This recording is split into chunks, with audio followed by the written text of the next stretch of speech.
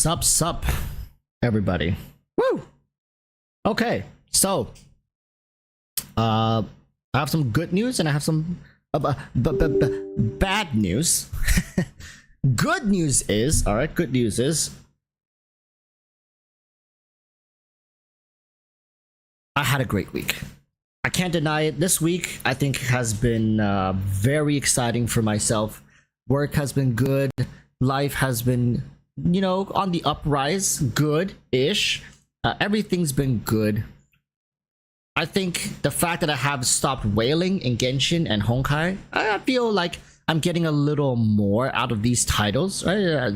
Back then, I just buy my way to a solution. But nowadays, without spending money in these games, I struggle more in terms of resources. I have to be more patient. I have to, you know, do this, do that. But at the end of the day, I mean, that's what the game was designed for, right? So on that part, it's been a good week.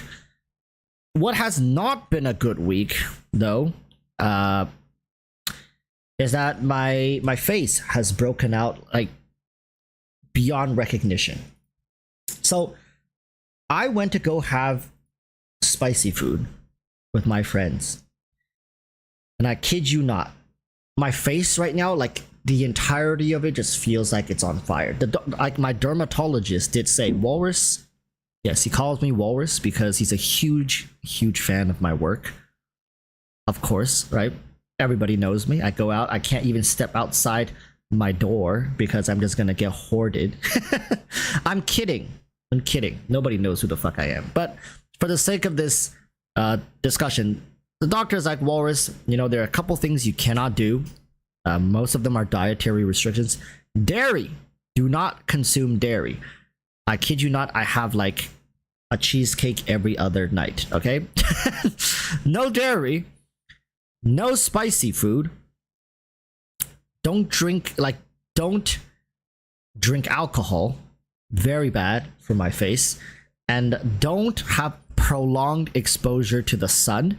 So don't go sunbathing. And of course, it cannot be too cold. Don't have the wind blow on your face outside. Like, just don't expose yourself to extreme elements. And on top of that, apparently I should avoid red meat. God damn, like steak, I think pork, venison, like all this type of like red meat, should avoid it, at least temporarily. And then what else did he say? There was like a couple more, but these are like the main ones.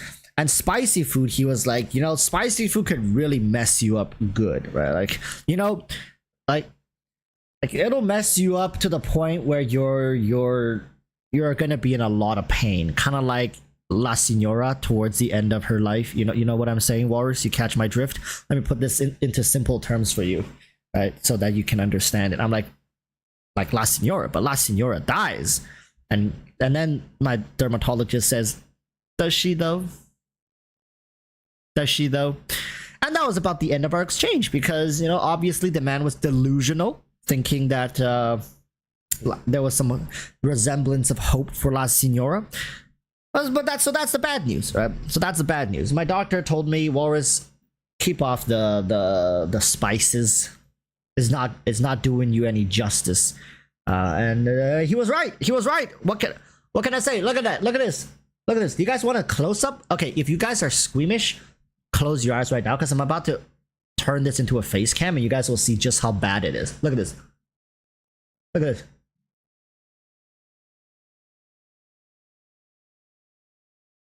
Look at that. Look at that. Look how bad that is. My whole face is on fire. I had like 3 bites of the food. And the next day, my face is like literally on fire. As we said, so stop enjoying life. Yeah, pretty much. Man told me. Man told me just eat bland ass food. Eat like you're 97, right? That's basically what he told me. God damn. I mean, I have like what? I should still be able to enjoy my life for a good 20 years before I get to like retirement age, and the man's pretty much telling me like, Walrus, you're done. You're done. You've overindulged too much. Only liquid food. Yeah. Yeah. Oh yeah. He says, stay away from sugar. Stay away from sugar. Stay away from processed food.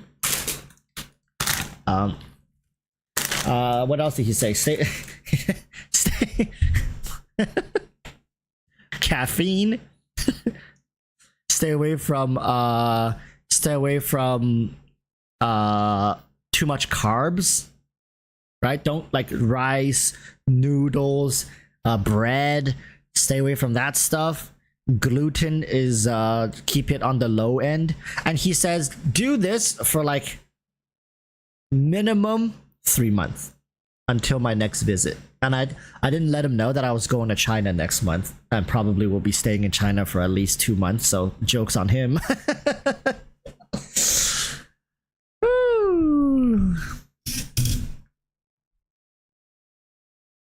And I also spoke to some other like what do we call dietitians, or what they call them. They're like, for these kind of things, like I can try fasting. Like fasting does help like kind of clear my body out a little bit and reset it, and then reload myself with the necessary nutrients to rebuild. I'm like, bro, what the fuck? Fasting? Like, you're telling me to just not eat? Come on, like, look at me, dude. I'm like 700 pounds basically by heart. I'm like, you can't tell me not to eat, man. I'll die if I don't consume some amounts of food within like every 3 hours. Like, I straight up will just die. Omnipotent bagels is what cheese sticks and yogurt are so good. Oh my. Stop. I can't have dairy. I can't have dairy and processed sugar. Oh. So yeah.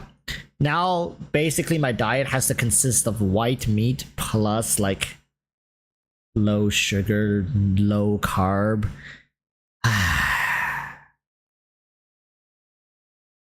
Well, anyways, that's the bad news. All right, that's the bad news. It was bad news for me, not for you guys. You guys are still living up life. But if you guys have not seen the video I posted today, this live stream is going to be a continuation in terms of the discussion for it, because I think triple banners is something that people have been talking about for like, I think it first popped up around like almost a year ago. People were saying the possibility of triple banners, and now fast forward to what we got going on currently. I truly think that maybe we're pushing this a little too fast. So what do you guys think? Let's hear it from you guys. How many? I'm gonna do a poll in chat. Start a poll. Do you want triple banners in Genshin Impact? I'm just gonna see what you guys think, because we'll have the conversation based off of what you guys feel like.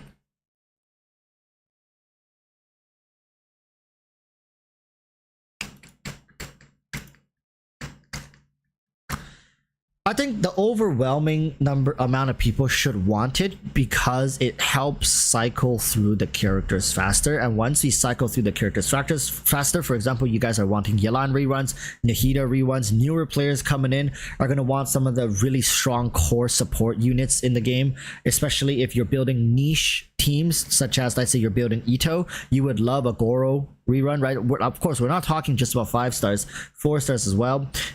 If you're building someone like Ayaka, maybe you would want a Shinhe rerun. So these characters, although they're good, but they're oftentimes considered more niche, you won't see them rerun as often as somebody like Kazuha, Yelan, Nahida, Alhaitham, Nilu, Raisino, these characters, Scaramouche. These are like newer characters that are more popular and probably more desirable question mark in terms of meta and people just wanting to play them. And of course there are characters that rerun kind of together, so think Ito and Goro most likely will always share a rerun, and then there's Scaramouche and Faruzan, Zhao, Faruzan. These characters share reruns, so you kind of get two together. So having triple banners will definitely help you cycle through this faster.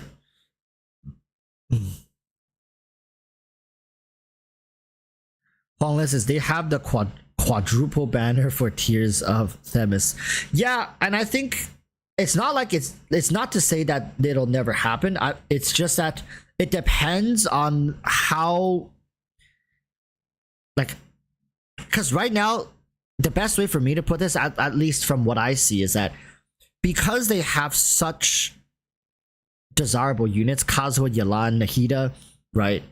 These characters are still far and few in between and are able to be spaced out long enough for Hoyoverse to have good revenue cycles. And like I said in the video, they have to be very attentive to how much money people can spend realistically, right?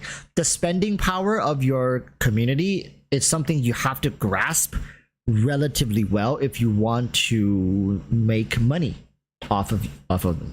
Sounds kind of weird when you say it like that, but it is what it is, because Hoyoverse needs to understand that the amount of money is not infinite, obviously, but there's a cap to it. But there's also a larger overall market cap, but there's also a spending cap per, let's say, per patch, or per half a patch, or per banner, right? Per banner, per patch, up to you guys.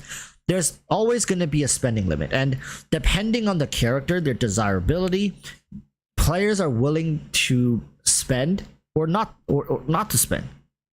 Because let's say, using the Eula banner as an example right now, so this banner is not performing well whatsoever. Why is that? Right? Can anybody guess why is that? Even though the majority of the players aren't even online, right? The vast majority of Genshin's player base is actually not online. But why are these two banners not doing well? Well, I'll tell you guys why. Because the people who are not engaging themselves online are like the true casual players. And then again, let me pose this question to you. Do you guys think a true casual, whatever the hell, they don't give a damn whether this game lives or dies, they don't care about the community, they don't care about anything, they never come online to interact, they never even bother typing in Genshin Impact ever in their Google search engine, do you think they're going to be spending tens of thousands of dollars on these characters? I'm just saying, right? The vast majority of the time, like, I think 90% of the revenue for Hoyoverse and Genshin Impact comes from 10% of the community.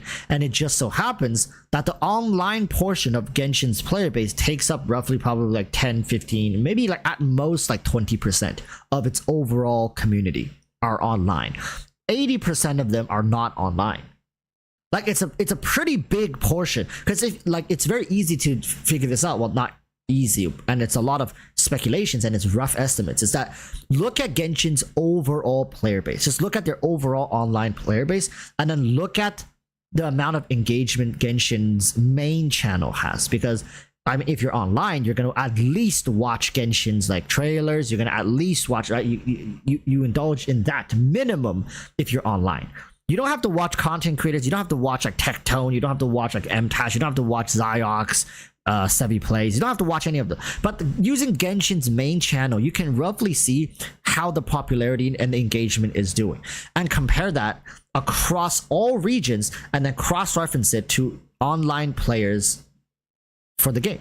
So across all regions, cross-reference with online players is around like 40%, 30-40%, right? So more than half of Genshin's player base is not even online. Globally speaking, they're not online.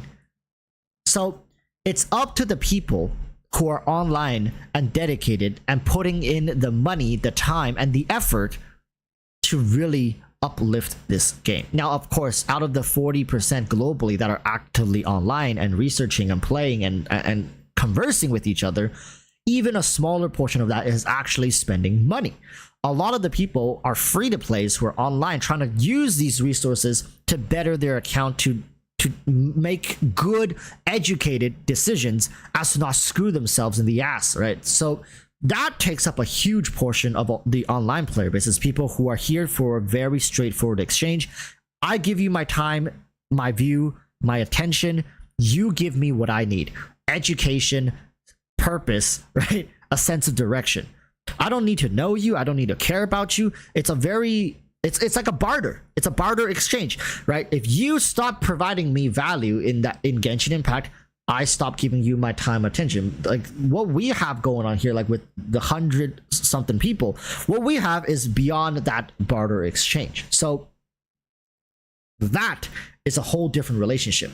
So understanding how this system works, you'll come to understand that this is why these banners are doing so poorly, even though you would think that all banners are relatively similar in sales, because while there's a lot of people offline, right, who aren't a part of the meta, who don't care about the meta, how come they're not spending money? Because they don't care. They never cared to begin with, right? They don't care, and they are not going to spend the amount of money. Let's say a Redditor who spends 12 hours a day on Reddit, you know, making posts. They're a part of 27 different Genshin related subreddits, and they're just like on their 24/7 grinding, like farming for clout, for attention, and then all on the meanwhile on their main monitor they're farming their artifact route every single day, right? And picking up mints, killing the boar king, cooking meals, right? They're here sweet talking their waifus. You guys think which one is going to be spending more money on this game, right? The one who freaking opens Genshin when they're taking a 3-minute dookie duke, right, or on a bathroom break at their work, and just smash out a couple things, and they're like, oh, I need to get back to work. Just force close the game. Who's actually going to be spending more in this game? It's going to be the one who is online, who cares about the meta, who is doing research. That's why if you look at banner sales, it always leans towards the meta characters. Always. Because like I keep saying, the ones who are online are the ones who are really spending money. The ones who care, the ones who do the research, they're the ones who spend the money. Not the people who are like whatever, right, who downloaded Genshin on a whim, and sometimes they could not log in for 7 days straight, and then they log in once, and then you don't see them again for 2 weeks. Like at the end of the day, a lot of people are going to be like, oh, I don't care what other people say, I'm going to pull for you. Of course, there are people who are online who also will pull for you. That's where the tens of millions still come from, right? When I say they don't make as much money, I'm not saying like they made $3 combined. I'm saying comparative to a normal maybe like 20 million banner, like a dual rerun banner, they made like half of that, roughly, give or take, right? So losing half of your, like, imagine if I make a YouTube video every day and then I get 1,000 views on every single video, and suddenly one day I got 500 views on a video. There's something wrong with that, right? I did something wrong. Something was wrong with that video. Like if we're using YouTube metrics, it's the same thing. Let's say if you're I'm trying to think of a real life example. Let's say if you are a blah blah blah blah. You work at a grocery store, for example, right? You work at a grocery store and you're a cashier, and every day you scan 100 customers every day, give or take, plus minus 5-10, depending on whether or not you have complications. So like your range is between 90 and 110. That's your range of customers you scan every day at your grocery job. And suddenly one day you scan 50 customers. That's a problem, right? That's a problem. This is the problem with Eula banners, Klee banners, is that normally Genshin should be pulling 20 million, give or take, on average per banner rerun. And suddenly you have a banner coming in pulling in 10. There's something really, really wrong with this, right?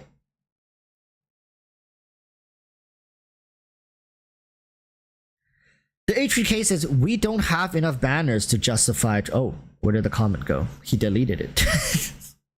Wait, did he delete it or did it get scrolled past?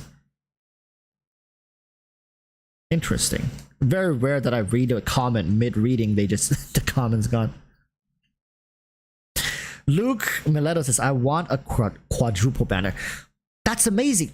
Look, listen, this is what I want. I want them to have like a Mondstadt banner where we can choose which Mondstadt character we want. I want them to have an Inazuma banner. I want them to have a Sumeru banner. Eventually, I want them to have a Fontaine banner. And these banners should come back like once half a year, where we get to choose which character from Inazuma we want to have the raid up for. I want that. But get this. If they give us something like that. It is only going to heavily skew towards the characters that are already immensely popular. Think about it. How many people how many people are gonna pull for Klee or Eula or choose them when the rerun banner? You have Venti, you have, who the hell is from Mondstadt? let me take a look.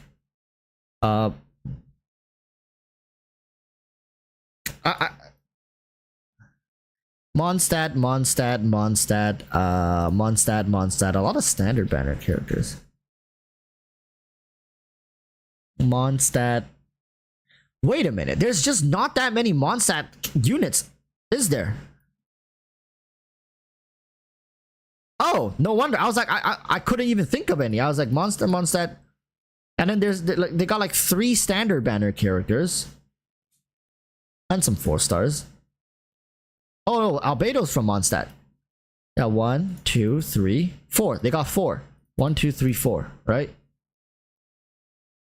That's crazy. Wow, I never thought they had so little. I mean, is she from Mondstadt?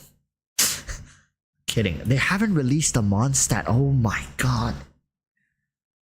What are you doing, MiHoYo? MiHoYo, please. 1, 2, 3, 4, 5, 6, 7, 8. Come on now. Liyue has so many. 1, 2.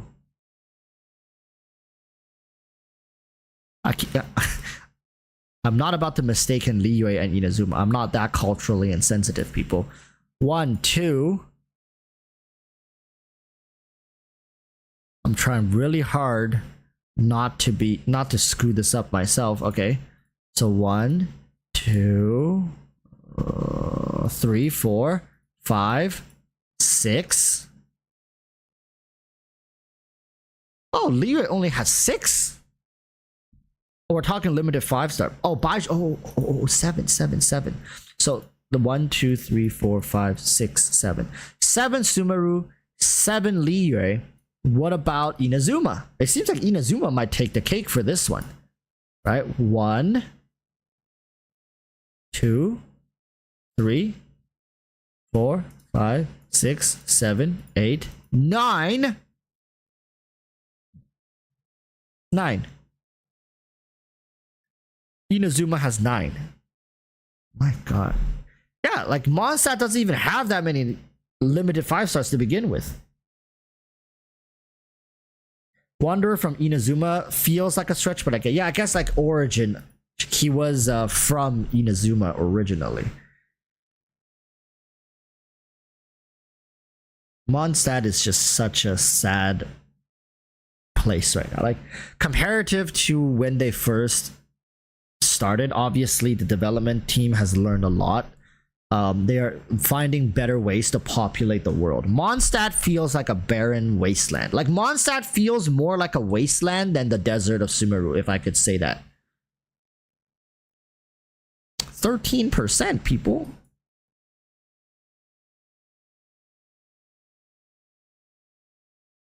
And it's so tiny. I feel like Mondstadt needs another huge area like to the north of it.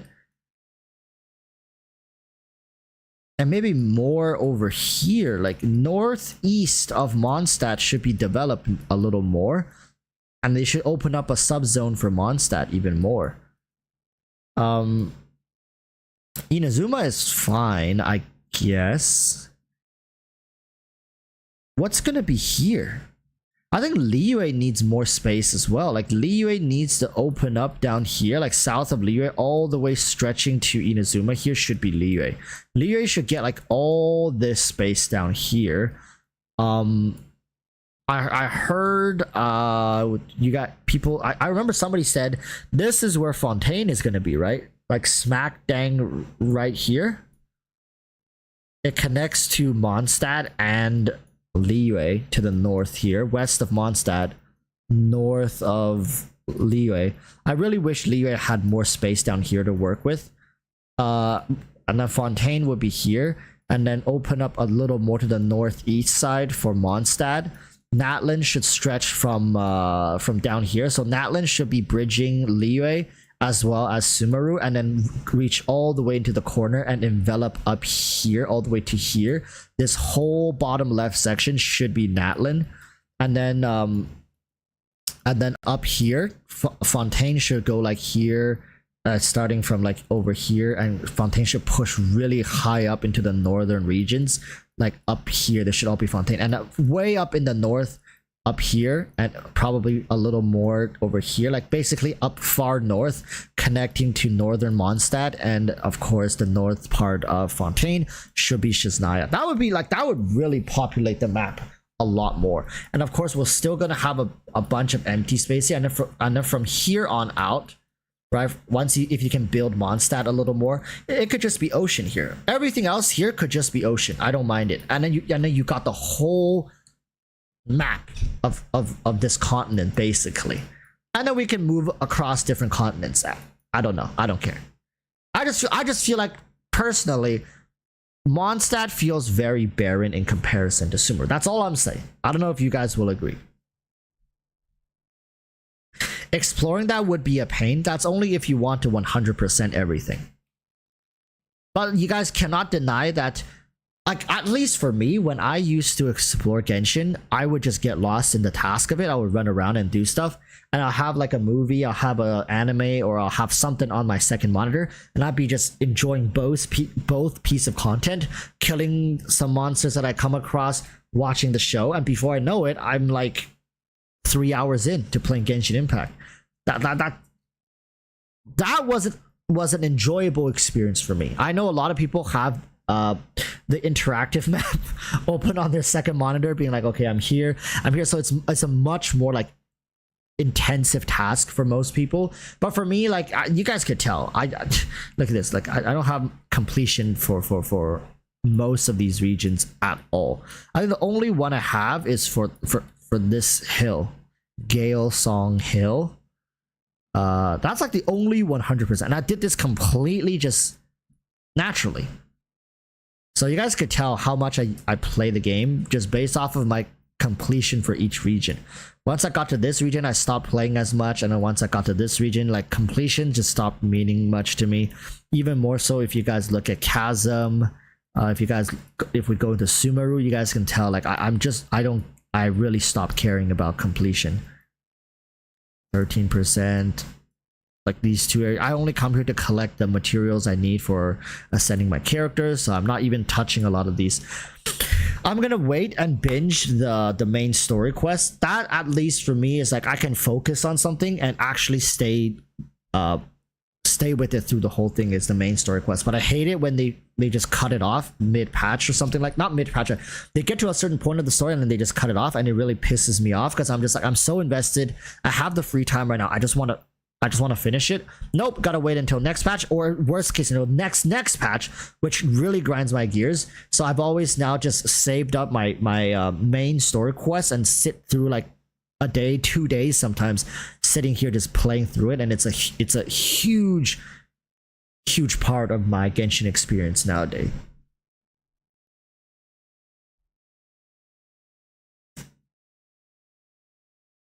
Lightning MCKs, if you decide to hop onto my account later, you will see where my exploration will drop off a cliff. Yeah, and I think a big issue with that is because exploration has gone from being something exciting and you want to actively do into a chore. Like, I get a lot of hate for saying this, because they're like, oh, if you don't like, because I don't enjoy the mini game events. I don't enjoy the way they've made exploration, and they set it up in a way where, like, oh, if you don't need the boss materials, if you didn't pull for the new characters, it's almost pointless for you to even fight some bosses, right? Bosses should be rewarding. Like, I would love for the bosses to drop like EXP books for whatnot. Like, killing these bosses should be dropping EXP books, should be dropping like universally useful things, artifact EXP stuff, and very rare chance bosses could drop like resin. What's that thing called? Fragile resin or something like that. And I don't believe these bosses should cost resin, but they should just have a longer cooldown. What the fuck? Is that such a difficult thing to do? Remove the 40 resin cost and just put the timer as if it, like, as long as it would take to regenerate 40 resin. Like, I don't get what's so hard about that, right? How long does it take to regenerate 40 resin? If it's like 2 hours, then the boss has a 2-hour downtime. If it's 4 hours, make the boss have a 4-hour downtime. It's basically achieves the same thing, and then change this shit to give more like EXP stuff. And all these bosses will come back every 4 hours. So you can, every 4 hours, you can come on and kill these bosses again to farm EXP book, to farm like relic, artifact, EXP material. Of course, the character ascension materials are also still here. And beyond that, right, maybe you have a chance to get like a 5-star artifact strongbox, so it's like has a chance of dropping it, and it has a very small chance to drop like 40 resin or whatever the hell. Then every time they reset, I would come back and probably farm it, right? And maybe just maybe each boss has a very, very small chance to drop a mini version pet of themselves. So if you like the cryo Regisvine, you can come in every day and farm this boss, and there's a very small, like 0.0003% chance it'll drop a little cryo Regisvine floaty pet that you can have traveling along with you. Like stuff like that to incentivize people to come back and grind. Like, what does that even achieve for whatever the fuck? Like nothing. It's just cosmetics, right? It's just cosmetics, and it gives people a reason to actually come farm these bosses. But no, like once if you don't have characters, these bosses don't exist to you, right? Who wouldn't want a little cryo hypostasis little thing? And you can flex that when you go to co-op, and it incentivizes other people to be like, oh my god, what the fuck, this guy has the cryo hypostasis little pet. And you can bet your ass when a new boss comes out, everybody's gonna grind it, because everybody wants the accolade of being the first account that has the little pet, that got the little pet, right? So it's just these little things that just bring a little more excitement to engaging with the content. They don't do it. It's close to no effort for them to do, in my opinion.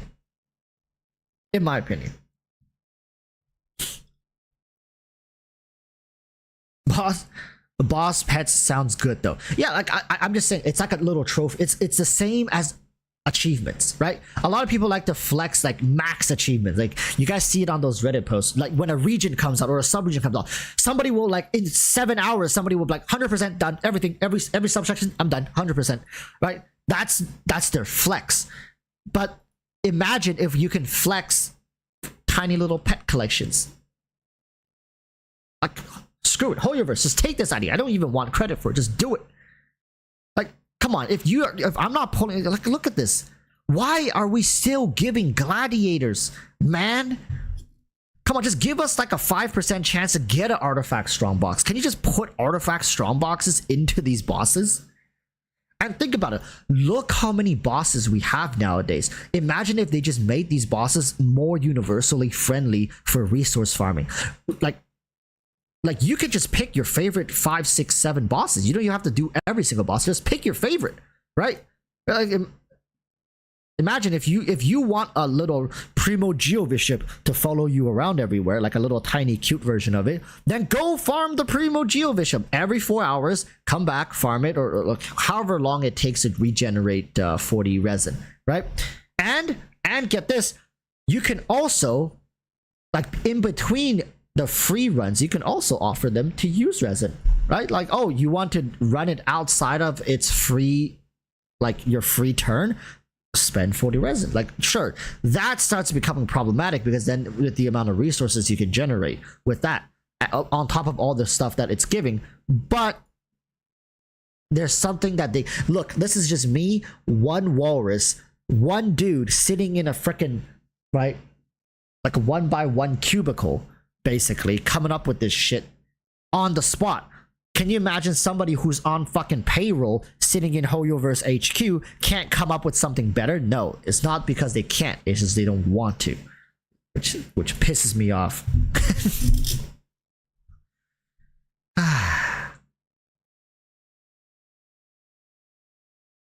Sarin Dopati says possibly hot take, but I don't think they should give more resin. The farming that you use resin for is all RNG BS. No one wants to do that, and more resin would just mean more hours of that. Which, you know, like Sarin, I don't think it's necessarily a hot take.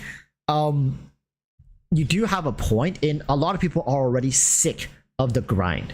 Right? How many people in chat still actively enjoy Artifact? Here, let's run another poll. So, look at the results to the previous poll, and let's run a second poll.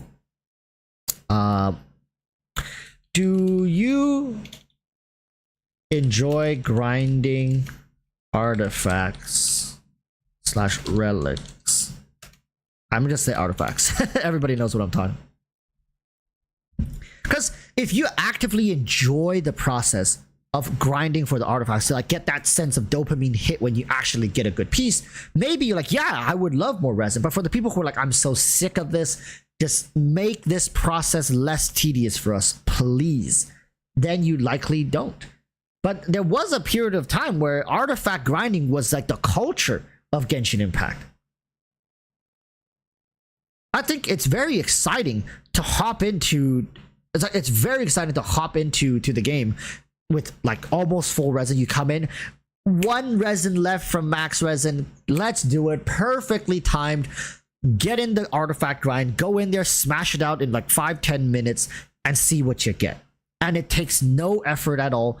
But it just, there's something about it, man. Like just that 0.001% chance to get the perfect artifact. It's just like keeps you coming back. It keeps you coming back wanting for more. I know it's hella rigged, and it's not engaging gameplay. I know a lot of people really hate grindy games. They don't like it when you sit there and do the same thing for hours on end. Genshin Impact's endgame is like that. It's just however, make sure you can't do it for like 5, 6, 7, 8 hours in a row. They'll break it up for you. You can only do it 5 minutes at a time, 5-10 minutes at a time. But that's it. But they force you to take like an 8 to 10 hour break every 5 to 10 minutes. It's crazy. Usually the games will want you to play for 5 to 8 hours and then take a 10-minute break. But Genshin makes you play 5 to 10 minutes and force you to take an 8-hour break. And then you come back and pretty much do the same thing, unless you're doing exploration, which that's a whole separate piece of content, right? It's just like in other MMOs, you can grind for end game stuff, or you can go do like life skills nowadays, or whatever the hell those games offer. But grinding is just more mindless. You're just AFK and you're just chilling, and you're just like, oh look, you know, I don't even need to think about it. My hands are moving on their own. I can watch a TV show. I can do whatever. Genshin seems very scared to make people commit to their game, which is weird to say. Is it not, chat? Like, is it weird for me to say that Genshin like honestly feels scared to have people commit to their game? They more oftentimes than not be like, okay, you know, relax, don't need to play too much, take a break, right? Regather yourselves, come back in 12 hours. It feels like Genshin is more so pushing you in that direction, which is very weird. Like, especially for a gacha game. Like, I mean, gacha games, not only do they want you to spend a lot, they oftentimes want you to spend excessively, and they want you to come onto the game and play the game and enjoy the game, pull the waifu and use the waifu, build a waifu, right? And appreciate your waifu. Genshin is like, oh, that's enough. 5 minutes of time with your waifu. That's good enough. Stop right there. I'm gonna have to break this up. Hey, put your dick away. Stop. You, 12 hours. Waifu, sit, relax, chill. It's weird. It's a really bizarre situation. Is this the new meta? Is this where these games are headed to? I'm gonna have to do another poll later, but like, do you guys want games to, like, for example, would you rather play one game that you can sink your teeth into for 2-3 hours? Maybe not like 8 hours a day, but maybe like it lets you play for 1, 2. If you stretch it, maybe 3 hours. Like maybe 2 hours is a nice sweet spot. I feel like 2 hours of fun and relaxation and wind down and enjoyment every day is a fair amount. Does it have to be forced? I mean, like, oh, if you don't play 2 hours, you're gonna fall behind. That's also not the right way to go about it, right? So it's very difficult to balance it. But in my honest opinion, would you rather have that, or you have like 5-6 different games where you can play each for 5 minutes? No, like which one would you rather play? Option one is you play one game that you really enjoy, but you can play it for 2 hours a day. Or would you rather play like 6 games that you each, I don't know why I said 6. Or you could rather play 8 different games where you can play 15 minutes each. That's option 2, right? Because I feel like we're moving more towards option 2. I play Honkai for 10 minutes a day. I play Genshin for 10 minutes a day. I bet my ass cheese I'm going to be playing Zenless Zone Zero 10 minutes a day. And then Wuthering Waves, I hope I can play for, like, please give me 30 minutes, baby, please. But what if they also decide, you know what, we like what Genshin's doing with this, 10 minutes a day for Wuthering Waves. Then suddenly you're playing 4 games every day, 10 minutes each, and then you basically play 40 minutes of game every day. Like, you're still playing 40 minutes.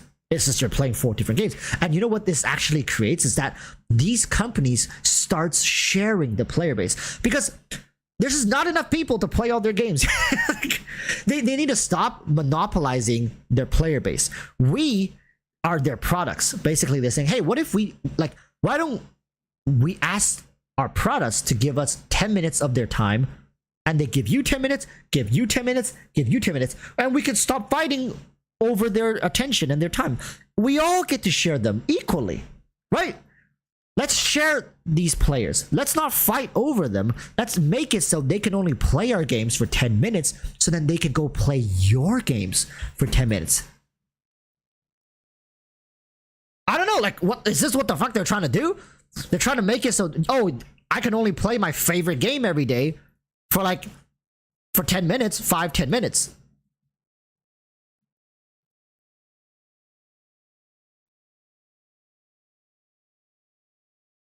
I don't know.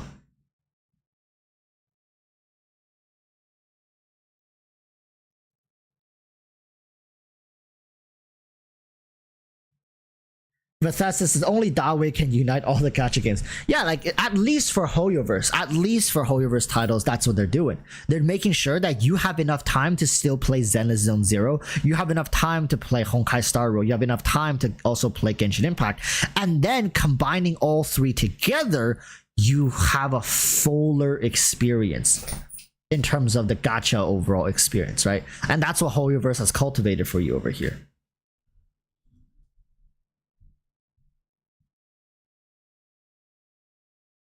Warpaint and Unicorn says, also Artifact for me is like chore and grinding. I play co-op for the fun in the domains. Yeah, a co-op feature is one of the like the unsung features of Genshin Impact. I have not, I kid you not, I have not touched a co-op feature for like a year. The last time I did co-op was to go ask somebody if I can take their dung beetles. Has that been a year? Has it been a year since, I guess not, right? Maybe like 8 months. It's been 8 months. The last time I went was literally going to beg people to take their dung beetles for my Sino.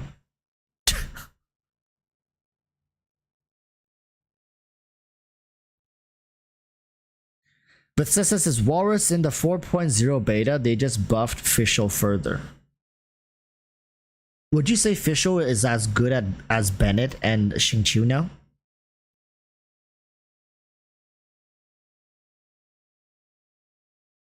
Jabba! Hey! What are you doing? Jabba always goes to steal Michi and Hana's food.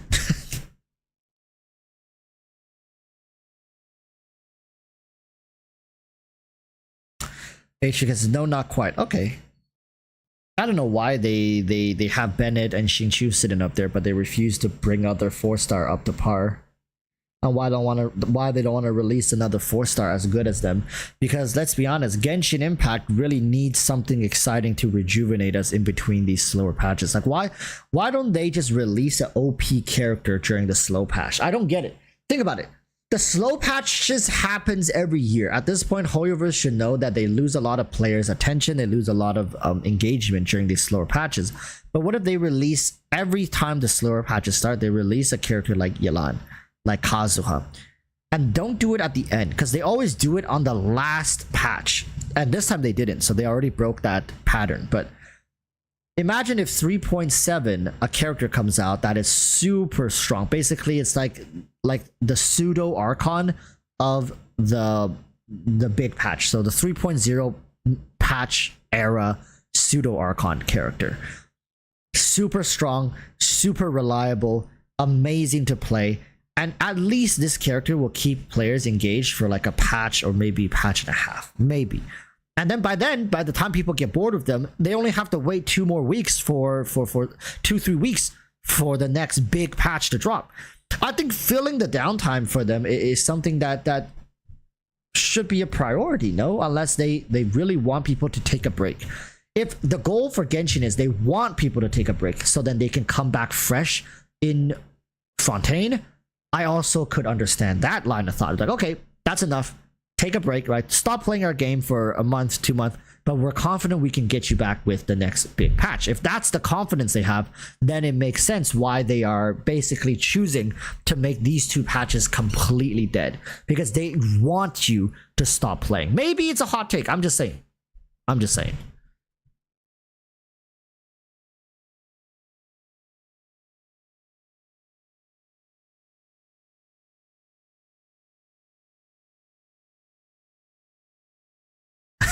Cryocharger. So people like me can take a break and rest. Enough with the FOMO, man.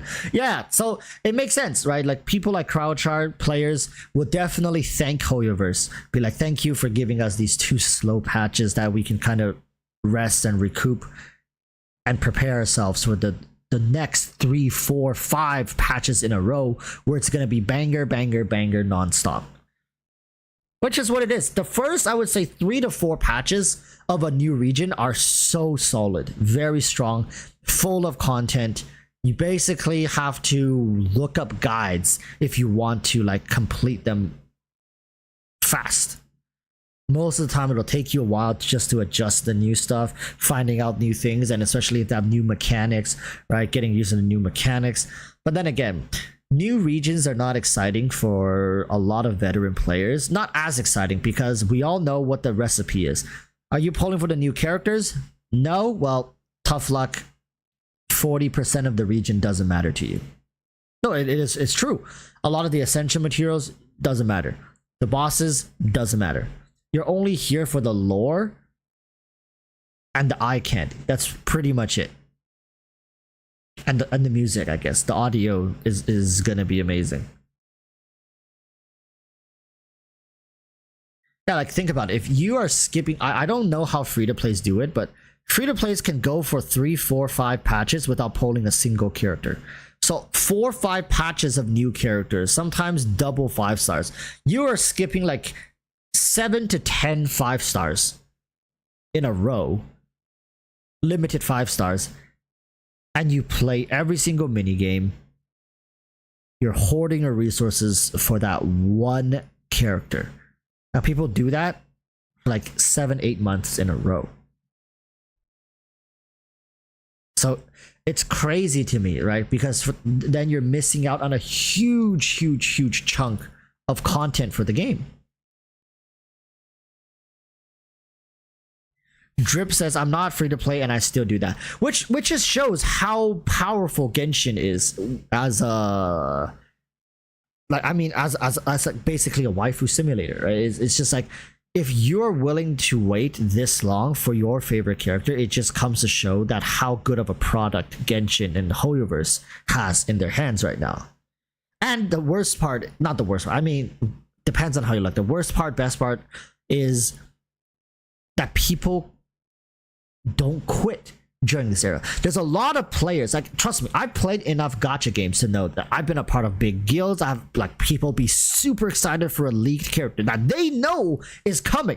It's not even like unconfirmed. It's like they know a certain character is coming down the line and they just have to wait and hoard and be patient, and then eventually that character is going to come and they're going to get it. I've seen people just quit before they even get to that character. Now, from your guys' perspective, you're like, oh, then their desire for the character wasn't strong enough. Yeah, like you could put it that way. Or it's just the game is not that exciting when you don't have these characters, right? So they quit long before the character ever came out. It's a big problem. It is a big problem because then the developers miscalculated on how good of a pull that unit was. It was not enough to get people to stay in the game for a prolonged duration. But Hoyoverse doesn't seem to have that problem. Tower of Fantasy is a great example of that. Yeah, Tower of Fantasy is a great example. And that wasn't even that long. That was like 3 months. And people couldn't even wait 3 months. And there's people in Genshin who waits like 500 days for Eula rerun.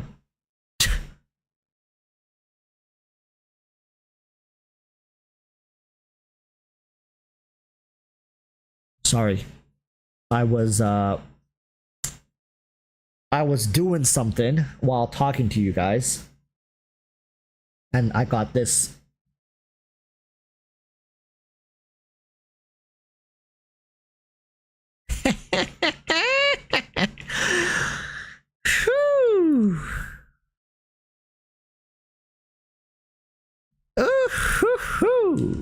Don't mind if I do.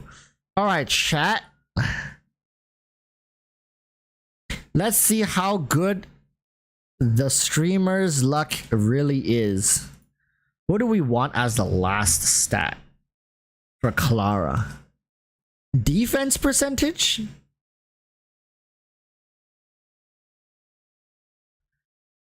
Some sort of defense would be good, no?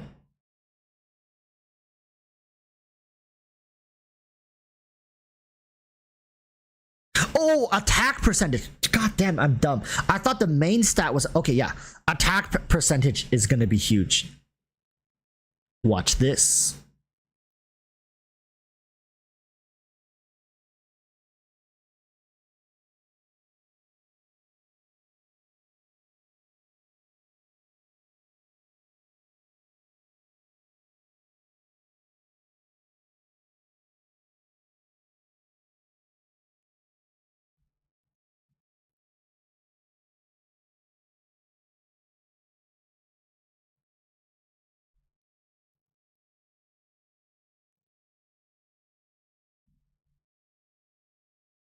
I can save this.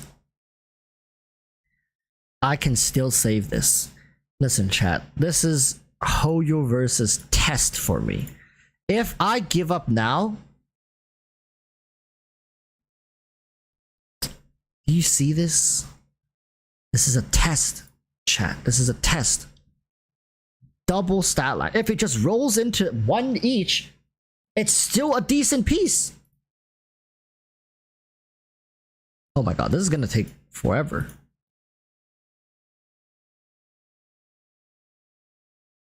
Sometimes we need to suspend our beliefs and take a gamble.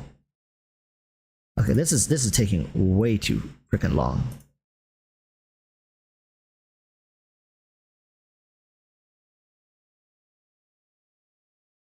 Do you believe, chat?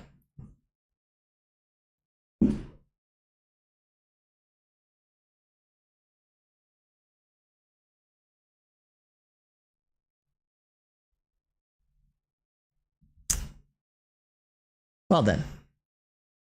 Still a double crit stat piece.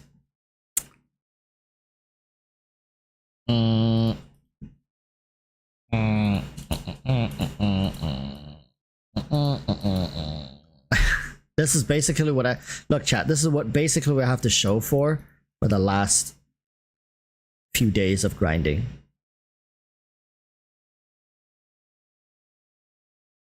This is it. This is everything I got the last few days of grinding.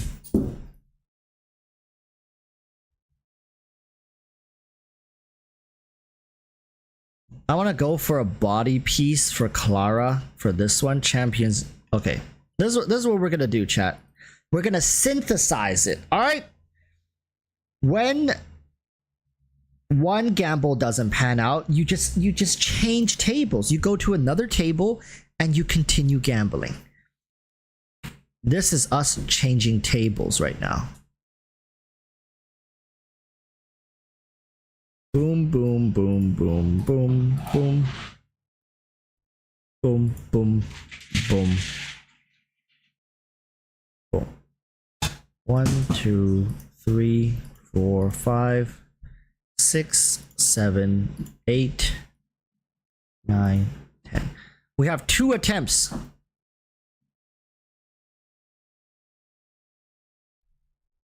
Two attempts. Champions chess card. You bet. We need crit rate.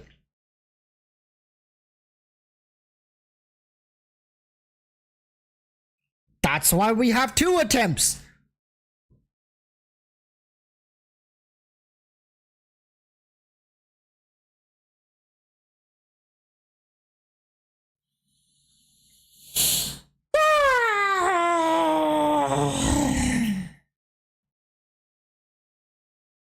I feel like a balloon deflating. Well, that's about 3 days of work just gone down the shitter. At least people love my Jingyuan enough to give me free credit. Thank you very much. Save that for Luca, Walrus. I ain't polling for Luca. I'm not polling for shit until I get my Jing Liu.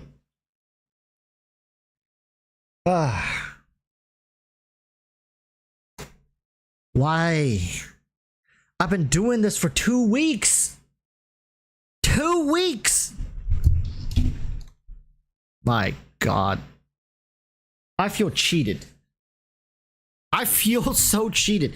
I've been farming for Clara, honest to God, for like 2 weeks. I've been farming for her even before. Oh my God.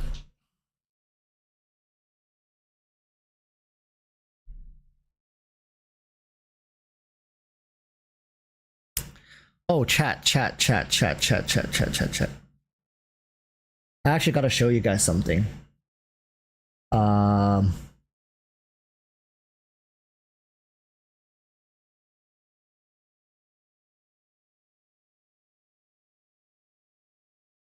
My friend sent me this voice changer. Check this out.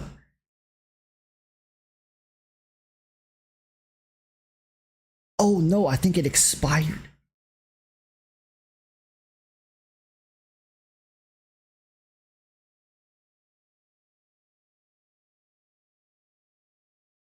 Oh no. I don't think it expired. Let me try something. I'm gonna sound like Jing Yuan from Honkai Star Rail. Hello? Is this working? Hello? Oh.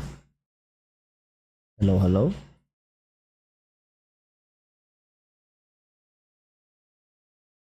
Hello? Why isn't it working? Wait. I swear. Hello? Hello. Can you guys hear that? You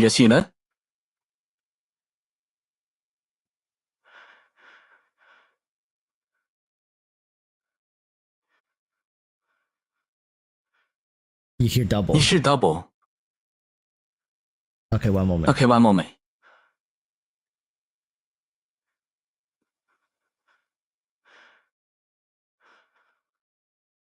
What I can do for you guys is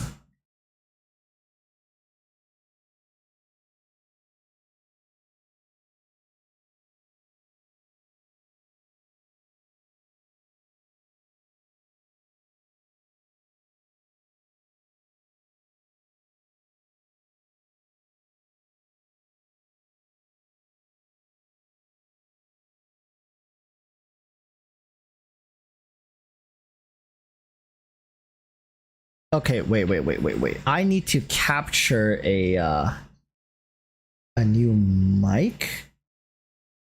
Oh, how do I do that again?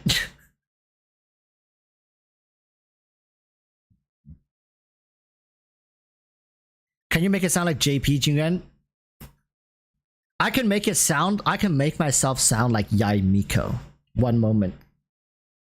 Trust, chat. Trust the process. Trust the process. But how do I add a new mic?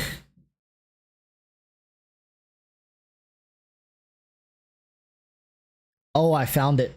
I found it.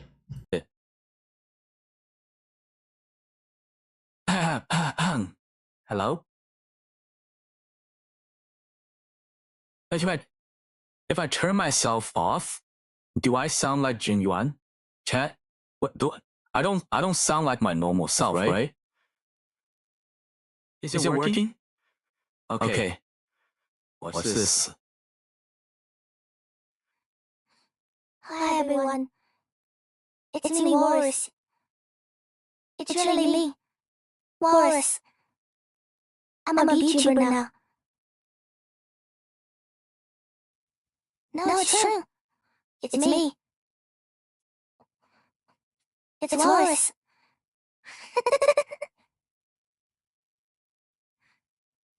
Wait, what if I... Can you guys still hear me talk? I can mute my normal voice. Can you still hear this? Okay. This is trippy as hell. Now we can try Yannick. No, this is Yannick. I'm Yannick now. This is the old CN voice actor. No.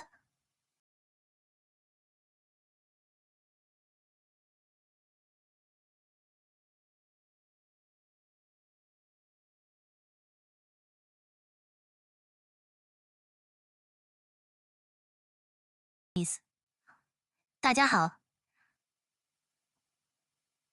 我是神子。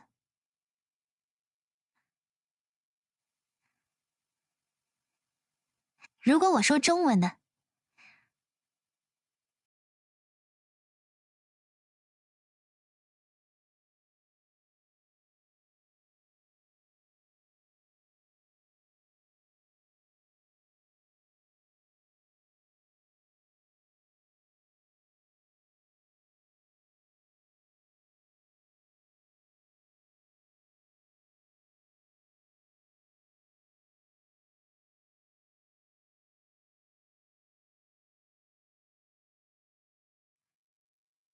你们听得出来吗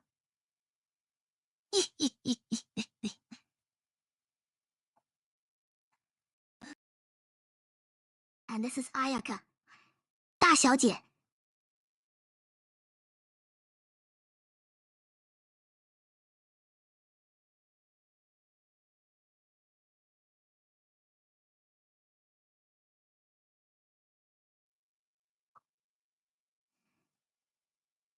There's 警员我。大家好，我是警员。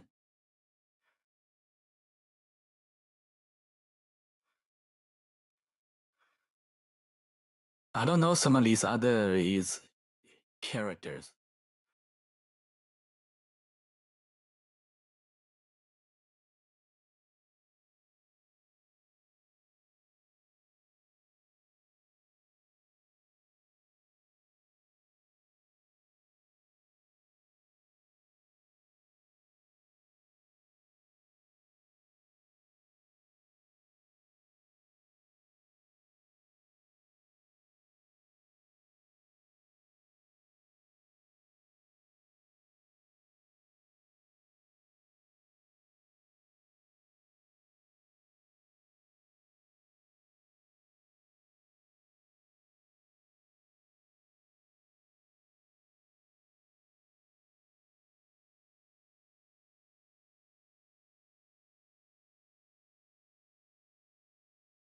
What about now?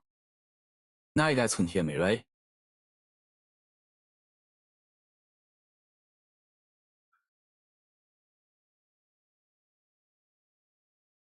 What about... Okay. Do you guys hear my voice or the fake voice, the AI voice?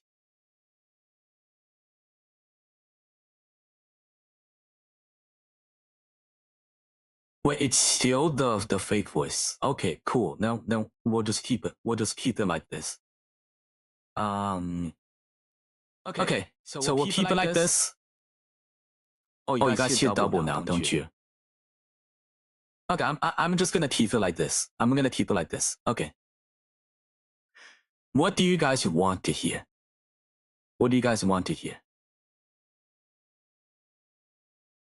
I don't know what Malabi's characters, to be honest with you guys. I only know the Genshin and the Honkai Star characters. I don't know the other ones.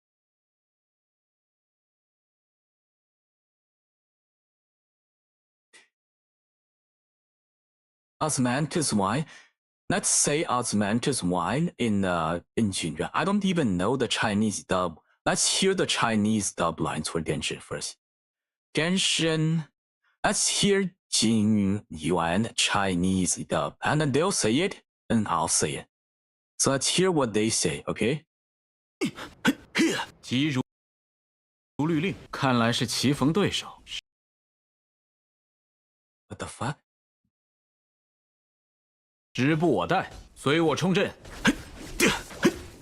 兵戈无情，雷霆在此。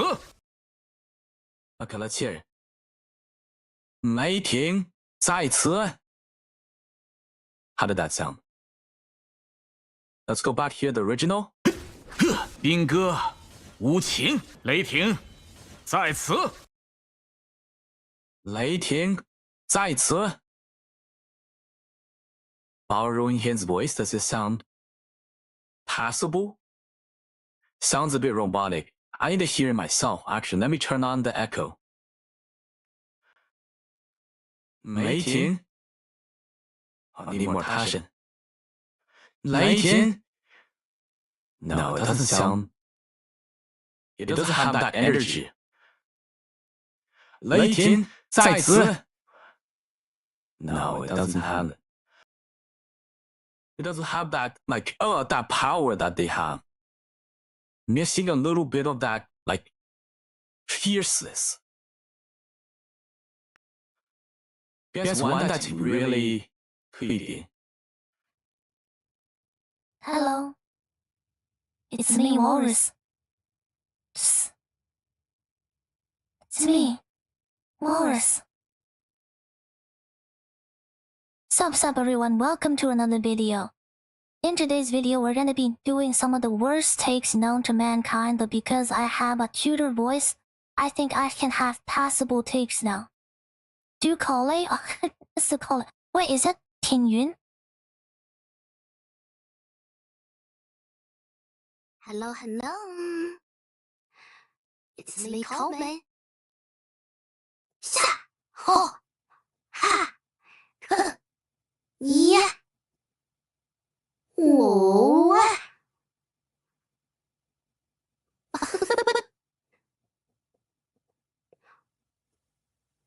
What a...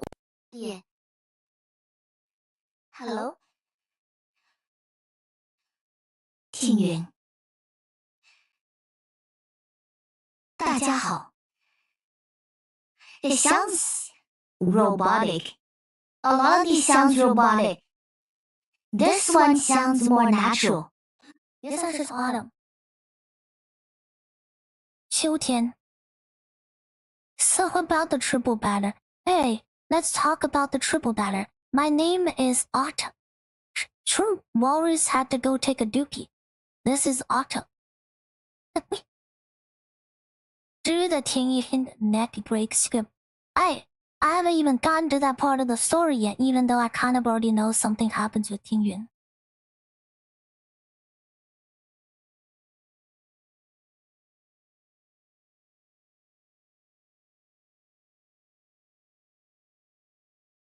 Chad says Walrus continues to eat bad, good, and just becomes a VTuber. I mean, it'd be nice to be a VTuber, wouldn't it? Oh my god. I smell farty. Jabba. God damn, girl. Ooh. What? Oh my god, what did you eat? Aha. Hula. 了吧？阿里太，那这吧？哦，我懂。Oh, stop. Did you pull? Did you pull somewhere? Oh, that is ratchet. Ooh. Oh my god, that was ratchet. Oh my god.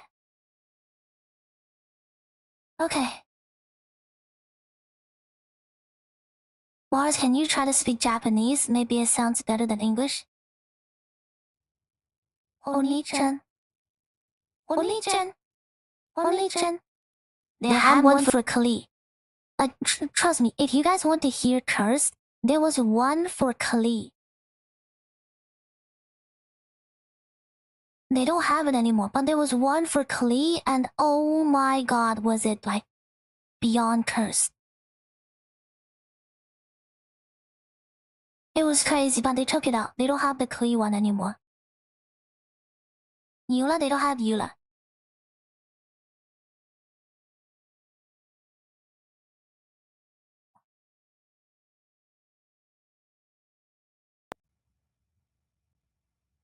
Ah. I changed your double. Well, back on track. Let's change this to back to my old voice. Hello? Do I sound normal? Am I back?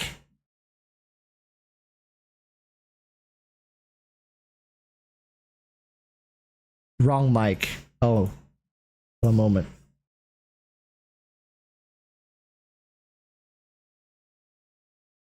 Is this normal? Normal sound? Normal voice? Normal mic? Because I have the AC going on full blast in the background, so... Okay, we're back. But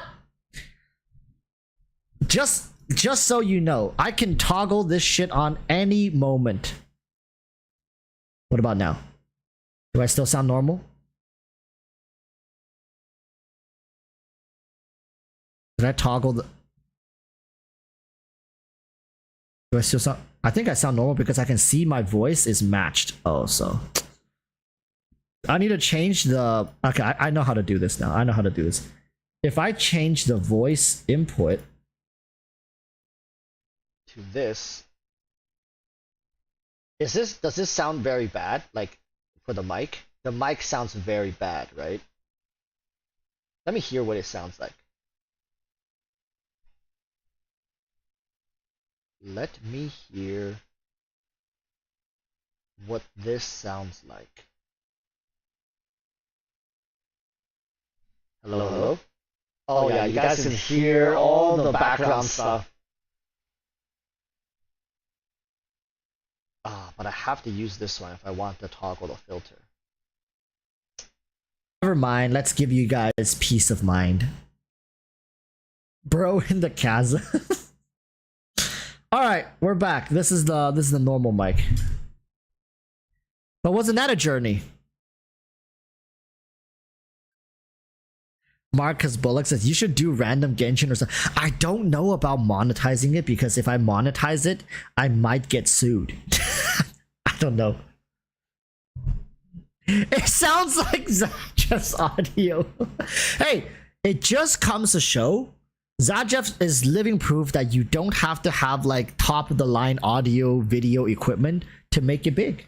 If you provide good content, good info, people will watch, right? The Genshin viewers, the Honkai viewers, all they care about is their waifus and how to best serve their waifus. If it means I have to watch a dude sitting in an echo chamber, right? Sitting in like a room where the audio bounces off the wall like crazy, so be it. They don't find that to be a bad trade-off. Toga kills, he's insanely annoying. I think in the case of Zajeff, after watching, like, reacting to his video last time, I would watch him for his videos, but maybe not the live stream. Like, that's just my personal take. Like, he feels like there's a lot going inside his head, and he has to pick and choose what he wants to say, and oftentimes he could kind of get stumped. So, but if you give him time to organize his thoughts, sit down, maybe script his video, make a video, the video is going to be a banger. But if you sit there and just try to listen to him process his thoughts, it's quite the painful experience, in my opinion.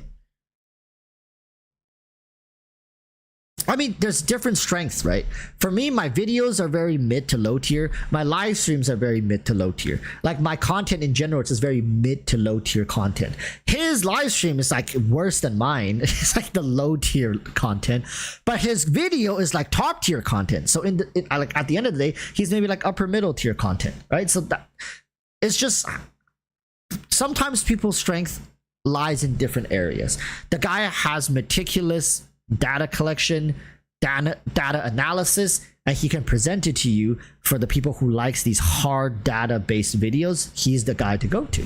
Like I really think I can't think of anyone else for Genshin Impact. Like, correct me if I'm wrong, is there another person who does hard math data based videos for meta players who like presents it as nicely and coherently as Zajev's? Probably not, right? To me, that he's like the only guy who's willing to put the work in and stay consistent. Like a lot of people can do it every now and then, but they get bored of it. It's like a very tedious process. They just quit. Jinx and Tuner used to be like the guys who did a lot of math. I remember watching their videos. Nowadays it's Zajev who does a lot of math and calculations and stuff. And then, yeah, I don't think most people can do that for years on end. Zajev has been going at it for about a year now, right? Like he used to do it kind of together with Ziox, and now he kind of does his own thing. And also I believe he still talks with Ziox about this, so they still share this data. But I'm curious to see where Zajev will be maybe like another year from now, because this type of content, like I'm telling you guys, the amount of work and effort that goes into making guide content, good guide content, is immense. Most of the time, if you don't have an editor to help you, which just shaves more off of the income, like the very little income that you already like have. Like trust me, if you try to live off of YouTube and make Genshin videos, you're gonna fucking starve to death in like 2 months, and that's if you have some savings. It's not easy. It's a lot of work with close to no returns, unless you have like, I don't know, like you have to be averaging 1.5 million views per month. Like if you guys want to, okay, take this from me as somebody who does Genshin content. If you go look at somebody and their monthly view count is not above 1.5 million views, they cannot live comfortably in this economy. Once you get to roughly 1.5 million views, you can live like in relative comfort. You can do this as a full-time job basically, but you need roughly around 1.5 billion. Lower than that, you can do it. Maybe like 1 million is doable, but you're gonna be like, if you want to live in this economy comfortably, like also spend a little back into the game to pull for the characters, to do the testings, you're gonna be on quite a tight budget. No, like this is honest truth. You guys won't hear many content creators, especially in the Genshin space, tell you these numbers. They won't ever let you know this stuff. All right, but I'm telling you guys right now, 1.5 million, you're living comfortably. So just think what's comfortable, right? What is comfortable for you guys in this economy, in the States? I'm using the States, like United States and Canada as a marker. So let's say if you live in maybe Southeast Asia, your threshold is going to be much lower. Maybe like 800,000 views, you are already doing fine, right?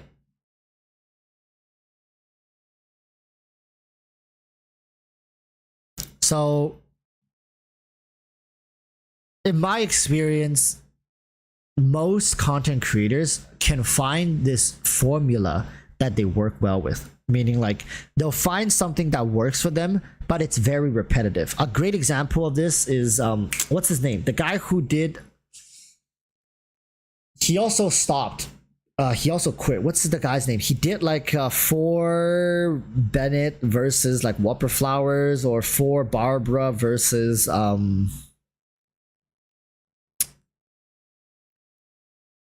what's that guy's name? It was like, it was basically a dude who built his channel around taking 4 of the same element, like 4-star guys. Akron, yes, Akron quit like almost a year ago now, like, or around a year ago, and he basically said, I can't keep doing this, right? I know it pays the bills, it makes the money, and like, I'm getting paid good money to make this content, but I can't do it anymore, like, it's too much. So a lot of these people been very vocal. Like, if you guys pay attention to why people stopped making content, even though, as long as if he just kept on going, just keep doing it for Kole versus the big ass chicken, right? Whatever the name of that boss is. If he just kept doing it, he still would have made like very good money. But they can't. Trust me.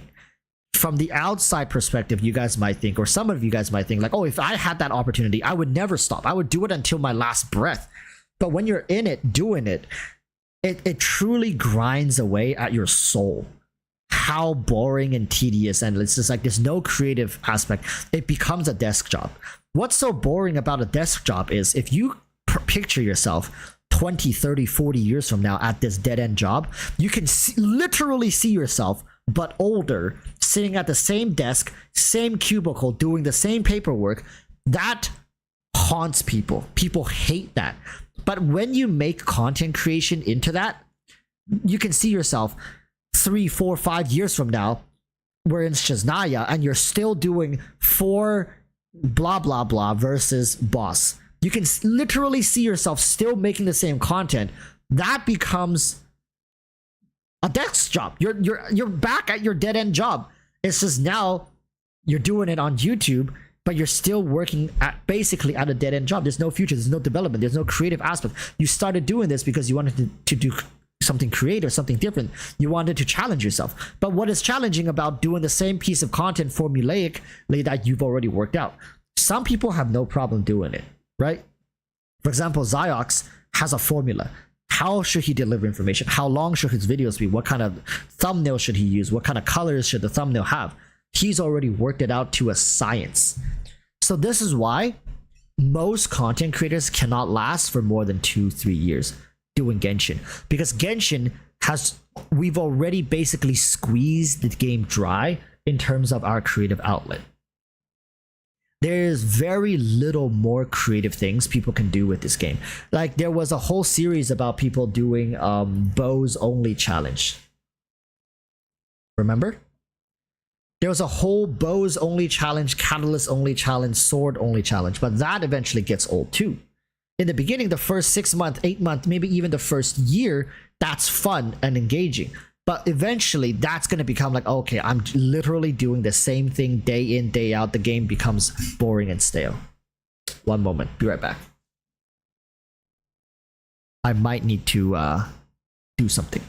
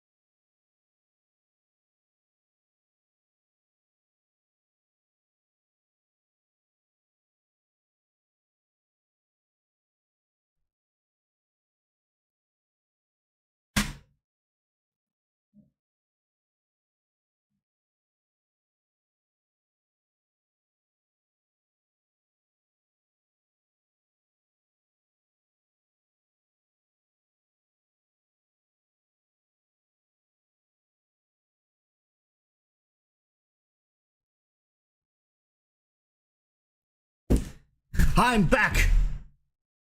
I bet I scared half of you guys. Whew. Okay, so I saw. We're just gonna continue from where Stop laughing. I am evil. A little bit of you know what's crazy? I didn't lose anybody since I was gone for the last like 10 minutes. I lost no one. We literally stayed strong the whole time. Okay, so MGB was asking about a Clara guide. You know what's funny is I've been building my Clara myself. That's what's funny. It's not that funny, but surprise, surprise, I'm building Clara myself. What do you want to know about her? Like her best team, relics. Relics, I'm sure it's pretty straightforward for most people. But her teams, her traces, Lycone. I think team and Lycone is usually what people have questions about, right? More so team nowadays because there's so many good Lycones. Locha plus Clara is OP. It is very OP. Locha and Clara together pretty much demolishes any piece of content. I mean, yeah, like pretty much. As long as you have the stats, they demolish everything.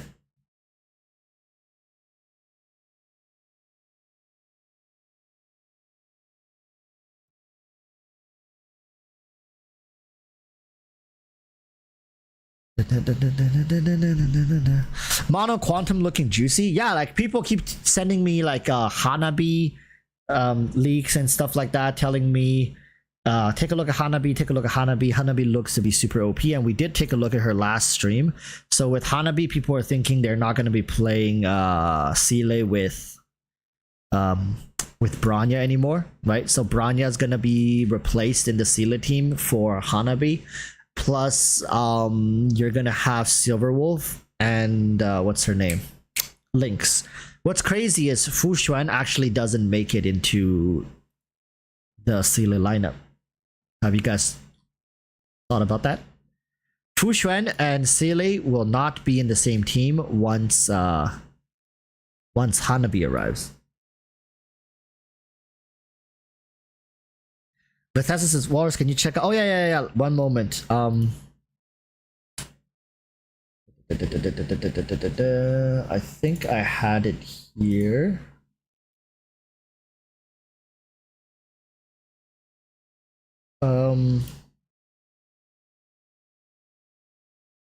So here we can take a look.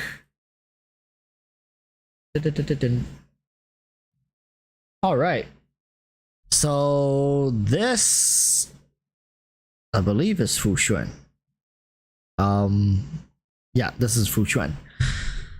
All right, this is according to what people say is quite nutty. Her skill activates matrix of presence Fu Xuan's allies with a portion. I don't know why they keep coming up with these like specific unique effects. I don't know. 70% of the damage they receive. So this is like the thing that is very reminiscent of Dia, right? Well, portion 70% of the damage they receive before the damage is mitigated by any Shis to Fu Xuan for 3 turns. All allies affected by Matrix of Presence gain the Knowledge effect, which increases their respective max HP by 6% of Fu Xuan's max HP and increase crit rate by 12%. So this immediately is already better than Dia, but so not only does she take damage up to 70% of the damage they receive, she takes instead. So she is basically mitigating damage for them in exchange for her own, and she also gives them a max HP buff along with a 12% crit rate buff, which is very, very big.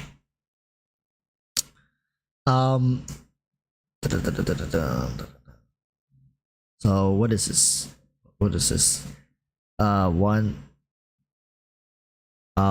If enemies attempt to apply debuffs, oh, this is her major traces, is it? Is it her major traces?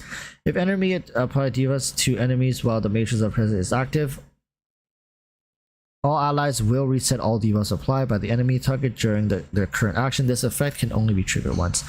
Upon reactivating the major permanent, the number of times this reactive trigger will be refreshed. This is really interesting because everywhere I look for the future characters, it seems like cleansing is gonna play a huge role in a lot of these characters' kit. So what is crazy is what kind of enemies does Hoyoverse have planned for us in the future? Because right now cleansing is important, but it's not important enough to have in almost every character's kit. It seems like every character's kit now, pretty much, as long as it's like a support or whatever, they have some sort of cleanse. Or at least there's quite a big focus on cleansing. When Fu Xuan's ultimate is used, heals all other allies by 5% of Fu Xuan's max HP plus 80. So now she can also heal. When Matrix of Presence is active, Fu Xuan will generate 40 extra energy when she uses her skill. Okay. Ultimate, deal quantum damage equal to 135% for the Matrix enemy. Print 1 trigger count for the HP restored from Fu Xuan's talent. Okay. After Fu Xuan has not been knocked down, misfortune avoidance is applied to the entire team. While affected by misfortune avoidance, allies take 12% less damage. What? Wouldn't this make her very good with Clara? Basically, Clara would take no damage. No, think about it. Clara taunts the enemies. Fu Xuan heals her, buffs her crit rate, gives her more max HP, reduces her damage taken even further. Wouldn't Clara just pair so perfectly with Fu Xuan? I mean, you can do Clara, Fu Xuan. Who else do you need on your team? Would you even need anybody else? It won't work because Clara's basic aggro is lower than Fu Xuan, but Clara, doesn't she get a bonus taunt when she uses her ult? With her ultimate, she should have a higher taunt than Fu Xuan, no?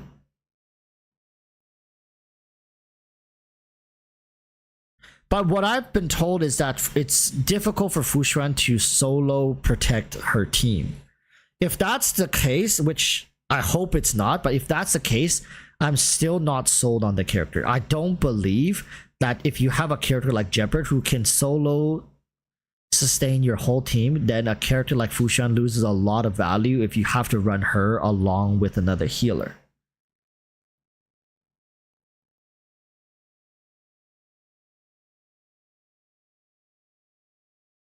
So I don't know. I like right now looking at this, I like, it's a good kit, but I'm not sold. 12% crit rate along with some healing, cleansing. I'm not completely sold on it just yet. Maybe I'm not fully grasping how OP the healing plus crit rate plus max HP buff plus the damage reduction really is. Like, I mean, it's a lot. But is it enough for her? As long as she can solo sustain her entire team, then I think she's a good character. I'm sold. But if she cannot, if you're telling me you have to play her with a healer, I'm not sold.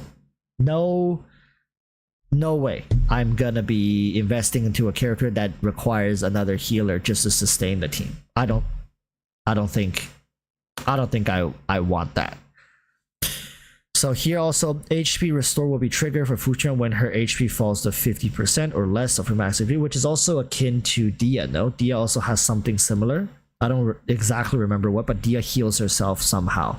The effect will restore by 85% of the amount of HP she is currently missing. This effect cannot be triggered if she receives a killing blow. This effect can be triggered one time per battle by default and can possess up to 2 trigger counts maximum. Okay. Her technique is after the technique is used, all team members receive a barrier lasting for 20 seconds. This barrier can block all enemy attacks and the team will not enter battle. Entering battle by attacking enemies while the barrier is active, will have Fu Xuan automatically activate matrix present at the start of the battle for 2 turns. Okay. I don't know.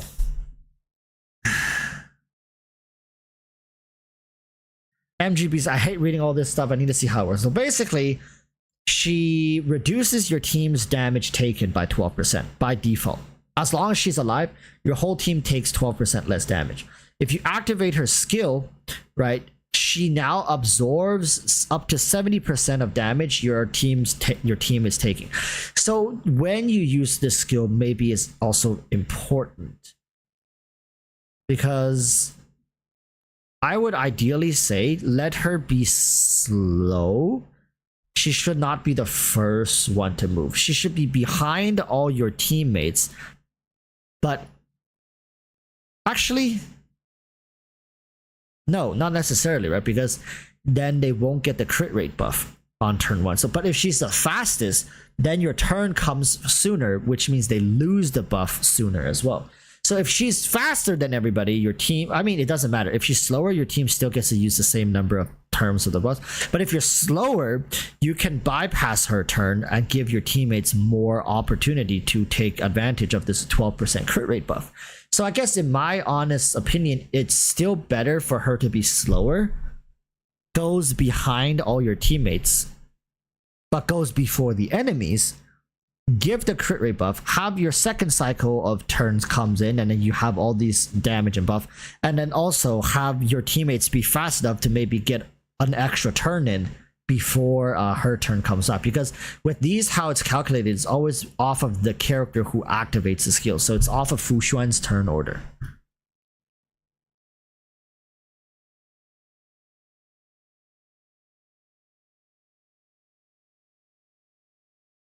MGB says, I want Fu Xuan to go after your harmony characters is what I'm getting. She seems like a harmony preservation mixed breed. She has a bit of abundance in her, like she can heal your team as well. She can buff your team, but she doesn't do any of these things like excellent. Meaning she's a character that does 3 things, but none of these 3 are very like none of them are top of the line. Maybe the crit rate could be really good for her. Like, I think the crit rate right now is the only one that jumps out at me. This right here, this 12% crit rate buff is pretty big. But apart from that, everything else feels okay. Like, good, but not amazing. I wouldn't really say I'll pull her, like, after seeing this. This crit rate, while is impressive, it's not something that you cannot make up for. There's a lot of characters right now who have like 60-70% crit rate. Adding another 12% crit rate to that is not going to be is not going to be something crazy, right? Her E1 though, knowledge increases crit damage by 30%. I'm gonna assume that they're talking about her skill. So are they saying that not only crit rate increased by 12%, but also crit damage? Because if that's the case, 12% crit rate, 30% crit damage, then suddenly this character is OP. Suddenly she's OP. If this is how I'm interpreting it to be.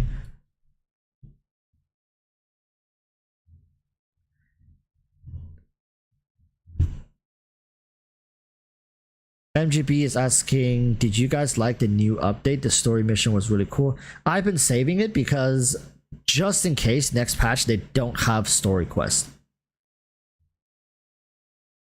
I don't like how they left it at a cliffhanger last time. Her E1 is added to her skill. Yeah, so with her E1, she suddenly is worth it. Without her E1, I think she's alright, but with her E1, suddenly she's worth it. Suddenly she's worth everything. 12% crit rate, 30% crit damage, plus 6% max HP, and 70% damage reduction to your entire team. That is crazy.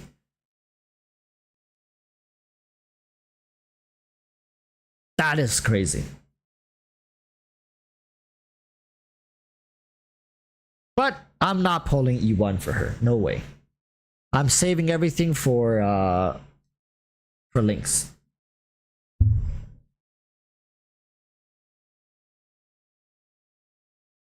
Not Lynx. I'm saving everything for Jing Liu is what I'm trying to say. Lynx is the character, the kit we have on screen right here.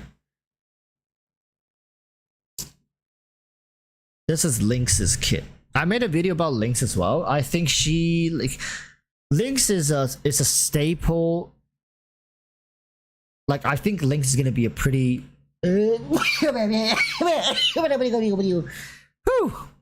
Lynx is gonna be a household name, I think, for a lot of free-to-play teams, low spenders, because of the cleansing. Like the AoE team cleanse plus double round healing is going to just keep everyone alive, cleanse everything, basically making sure your team is in tip-top performance. So let's take a look. Apply survival response and increase a single target's allies max HP by 7.5% of Lynx's max HP, plus 200. If the targeted character is on path of destruction or preservation, my god, what? The chances of them being attacked by enemies will increase. Wait a freaking minute, what?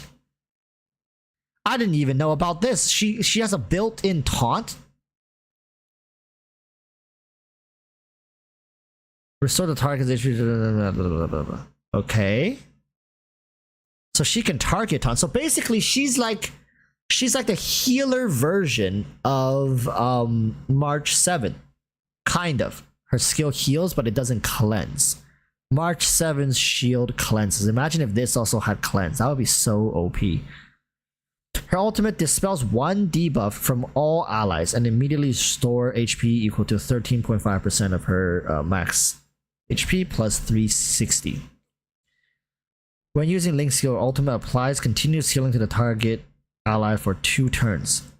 Restoring HP equal to 3 or at the start of each turn. If the target has survivors on the continuous healing additional.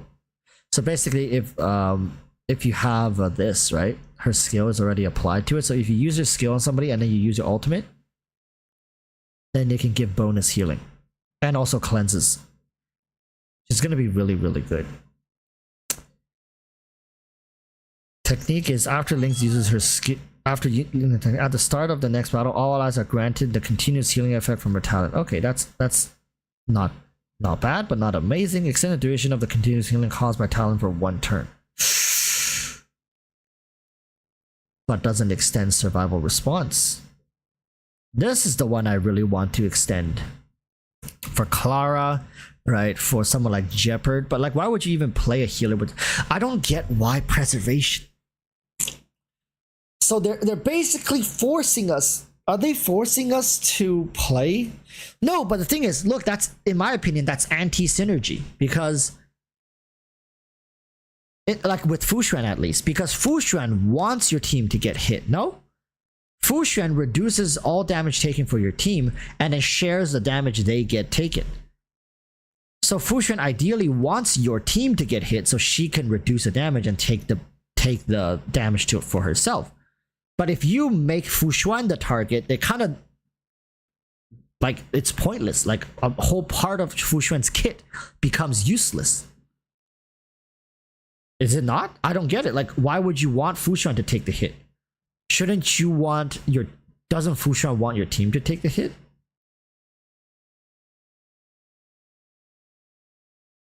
Fu Xuan wants to take the damage. Yeah, I know. Like, preservation all want to take damage. But Fu Xuan has a whole gimmick in her kit to reduce damage taken for, like, if this is the ideal pairing, why even have Fu Xuan share your team's damage? Unless the enemy does AoE, right? Like if Fu Xuan gets targeted and an enemy does an AoE hit, she can still mitigate some damage from the teammate beside her that gets taken. But then, like, this just feels very weird to me.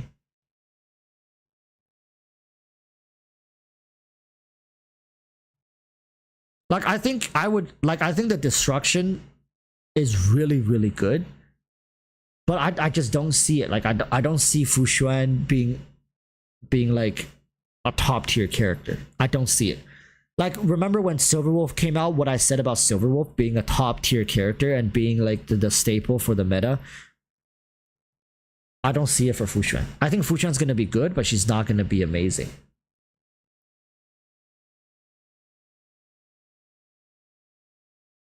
I think Fu Xuan maybe sits in A tier, for example. If we're gonna give her a tier list, A tier. Jing Yuan is like barely keeping himself in A tier right now as a DPS unit, right?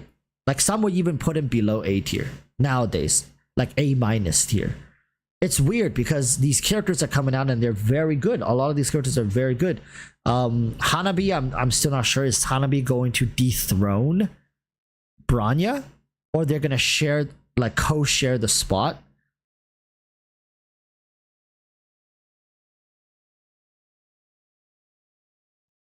It's like, no, I don't see it. I don't see the preservation because my whole purpose, like, why would I play preservation and abundance? I've been so used to playing double harmony nihility with one preservation or one abundance. I don't see a world where playing like abundance and preservations. I think you're just gonna lose too much damage. No, like, I'm just gonna be straight with you guys. If you run Fu Xuan with links, I think you're just gonna overall lose too much damage. That's what I think. Like, most people's Seele is running like free to play weapons. If you're pulling for Fu Xuan, I doubt people are gonna go for E1. And that extra crit rate is not gonna really benefit your Seele as much as you think it is. You just have an overwhelming amount of survivability for no reason. Fu Xuan's ultimate does damage more than Silverwolf. You see, this is the question, right? More than Silverwolf? Fu Xuan brings more damage to your team than Silverwolf does? I don't think so. So how is your team going to be constructed? Right? Seele, Hanabi, Fu Xuan, or Lynx and Silverwolf? Are you saying Lynx brings more damage? Fu Xuan's ultimate. So then your answer would be, then don't run Lynx, right? Run Fu Xuan with Silverwolf. Unless you're telling me run Fu Xuan Lynx over Silverwolf? I don't think so.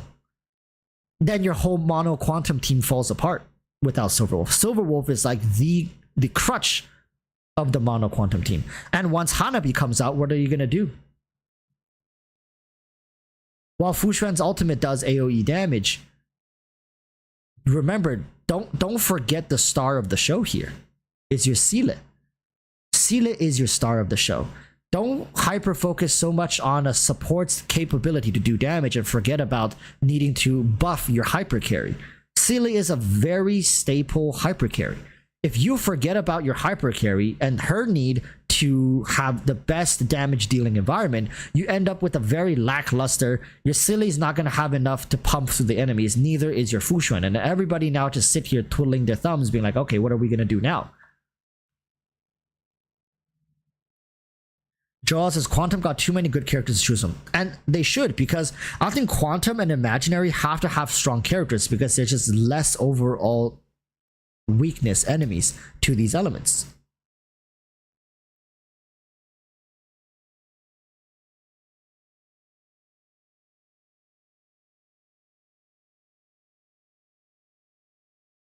But says I think you can use Hanabi instead of Lynx. So Lynx is then the weak, like the weak link. Lynx is the weak link. Oh, I guess. Yeah, so Lynx is the one that you're not going to use once Hanabi comes out, right? So what you're saying is Seele, Silverwolf, Fu Xuan, Lynx is going to be the go-to quantum team. And then beyond that, you drop Lynx at Hanabi. No. Yeah, you drop Lynx, put in Hanabi. So right now in the short term, you're losing Bronya then. You guys think Lynx is more important than Bronya?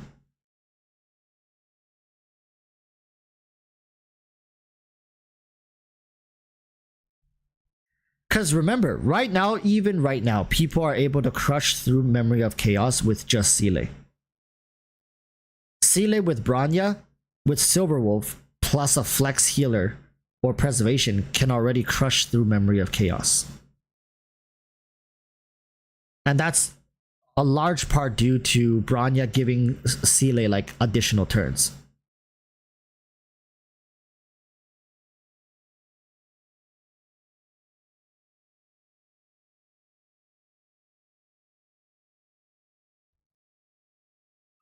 So So right now, people would think, I don't know. I feel like my Seele, the strongest version of Seele, even post Mono Quantum, is still gonna be with Bronya.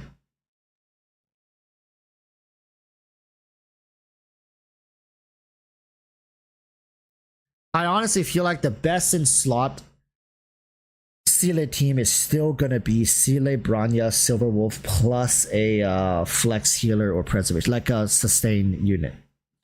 Losing Bronya would basically half Seele's agency.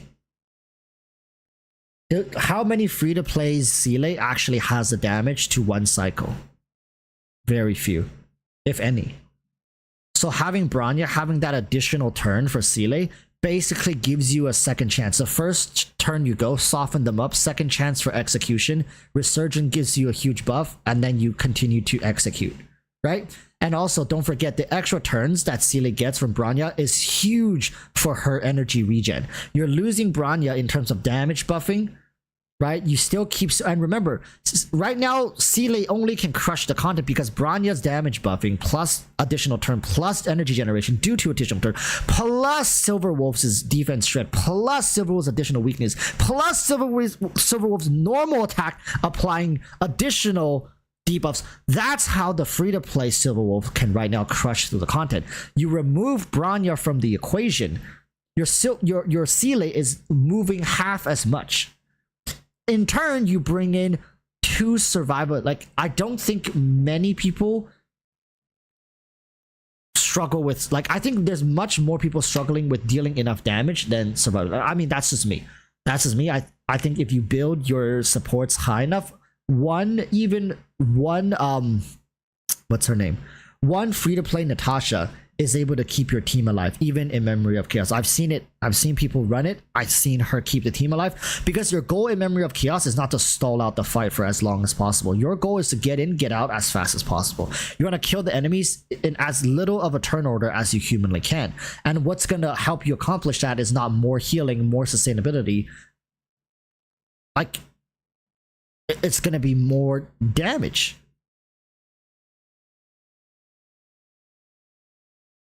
John says, I'm lacking damage too. Surviving is down. So for John, pulling Fu Xuan, pulling Lynx is not going to help your case. If you're lacking damage, pulling Fu Xuan and Lynx likely won't help your case very much. I don't know though. Like, right? Like, maybe Fu Xuan comes in and she does just as much damage as Seele. But spread across 3, 4, 5, 6 enemies, right? But how fast can you get her ultimate back? Right? You got to think about it for, like, are you ulting every other turn? Are you ulting every 3 turns? That's a lot of turns. Like, 3 turns is a long freaking time, people.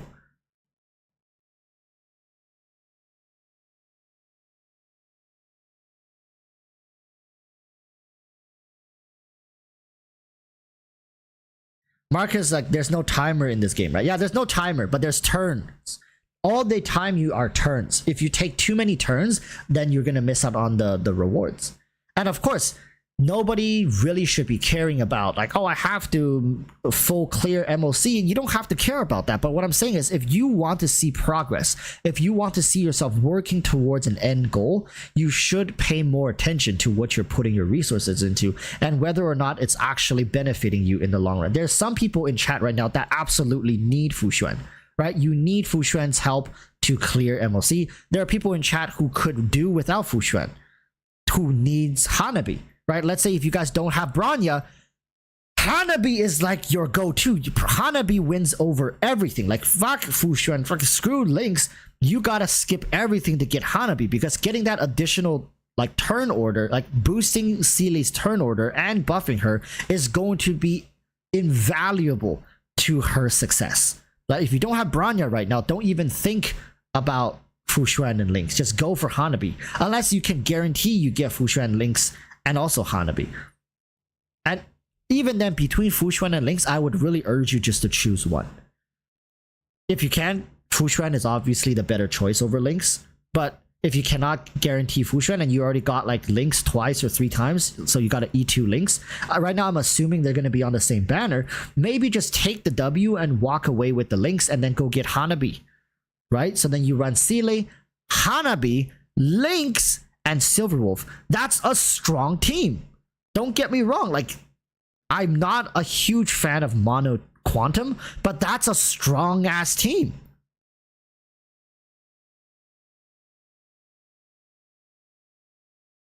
I think Hanabi is gonna be the more universal unit over Fushuan, in my opinion. I think Hanabi is going to just be more utilized across different teams.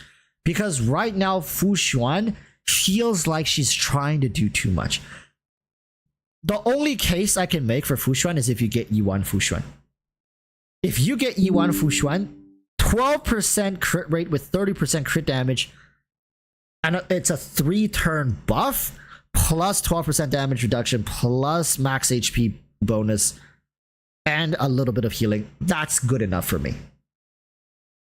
That's good enough for me. And of course, AoE damage. Then she's good enough. But if you're not getting E1 Fushuan, I think Hanabi at base is going to be better. Just due to her utility. Hanabi could take more than a year to be released though. I see your point. But again, if you're trying to build a full-on mono team and you are okay waiting and you don't have Silverwolf, let's say you skipped Silverwolf, I would say pick up, like, you can try your hand at Fushuan, but if you get a couple links and you still don't have Fushuan, maybe it's better to just skip Fushuan, take the W with the number of links you already picked up, pair links with your Seele. Now, the worst case scenario is you have Seele, you don't have Bronya, don't have Silverwolf, right? And you also don't have the resources to invest into Fushuan because you don't have enough gems. Let's say you pull for Kafka and Blade and Locha, right? So you pulled Seele, skipped Jingyuan, skipped Silverwolf, pulled Locha, pulled Blade, pulled Kafka. You don't have the resources for Fushuan. Like, you just simply don't. Skip Fushuan if you can pull a couple links. Then once you got the links, wait for Silverwolf's rerun. Catch Silverwolf, and then eventually you can full cycle it with Hanabi whenever she comes out. And if you get Bronya before Hanabi comes out, you might not even need to pull Hanabi. Maybe. Because if you're not prepared right now for Mono Quantum might not even be like a good option anymore by the time like you fully get your team kitted out. Again, that's just my opinion. Take it with a huge truckload of salt. That's just how I'm interpreting how I want to do it if I were kind of in this unique situation, right? It's never good to force yourself to chase the meta. If you happen to be on course with the meta, good. That's amazing. Congratulations, right? You effortlessly slid yourselves right into the meta. But if the meta is already like almost here, or if not already here, and you don't even have the basic pieces of the meta already formed within your account, it's pointless to try to chase it. If you don't have Silverwolf right now, forget about Mono Quantum. Mono Quantum ain't for you right now. If you don't have Silverwolf, Mono Quantum doesn't exist for you. It just doesn't.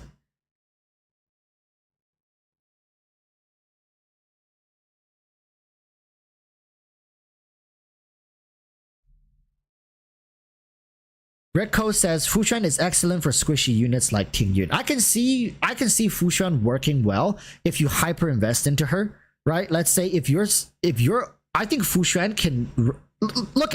Okay, let me put it this way: the amount of things this person does, if you can get her to E1, she's basically two characters mixed into one. Think about it. Think about it.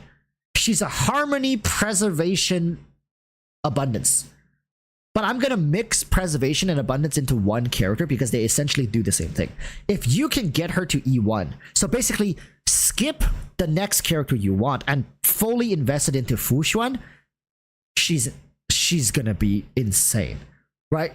She's basically then worthy of becoming a harmony character because a 12% crit rate with a 30% crit rate buff, that is a huge amount of damage and consistency of damage, plus 6% to your max health, which makes all like your characters tankier, plus 12% reduced like less damage taken across your whole team, and she heals and does AoE damage, she's good. She's a really good character. But if you don't have this extra 30% crit damage, her harmony aspect to her, it just feels like why are you even trying to make her work when there are far better harmony characters out there?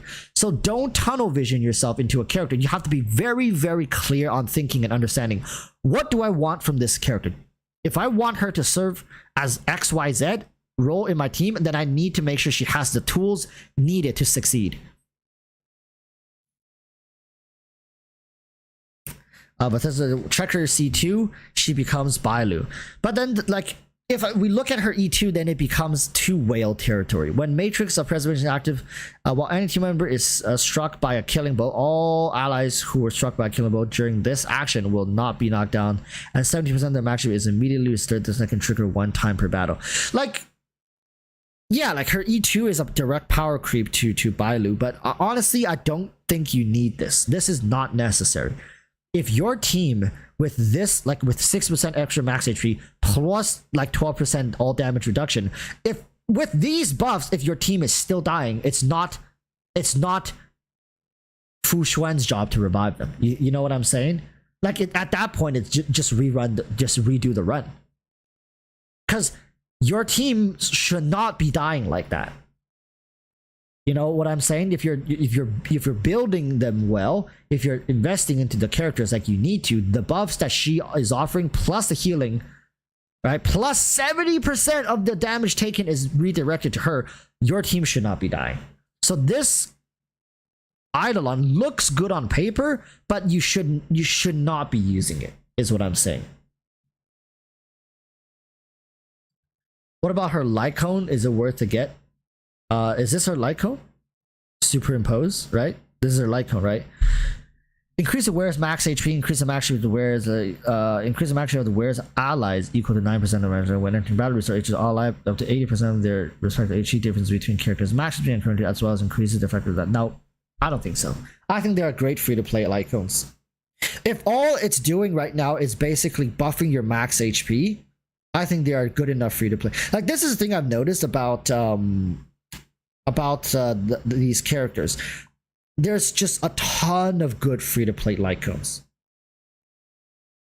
Like, it's just there's too many. And remember, every patch they also have events that comes with light cones that you can play. Now, the one we currently have for Blade is not that good, and he uses the Arlan light cone. So there's that.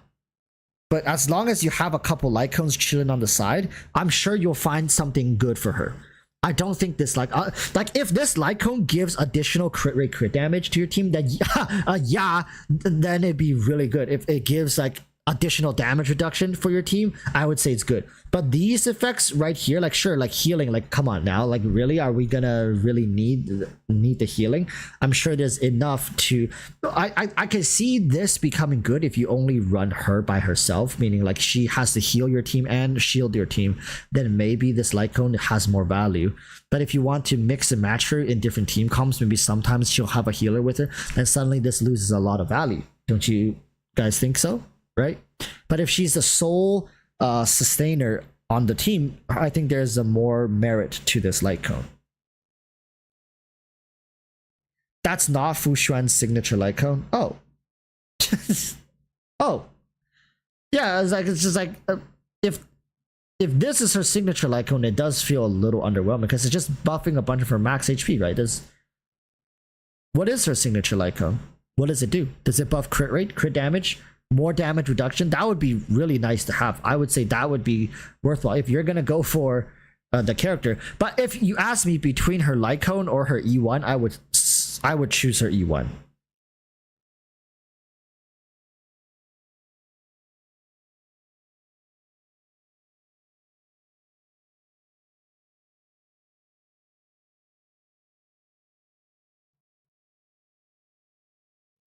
What is her light cone though? Where is her light cone?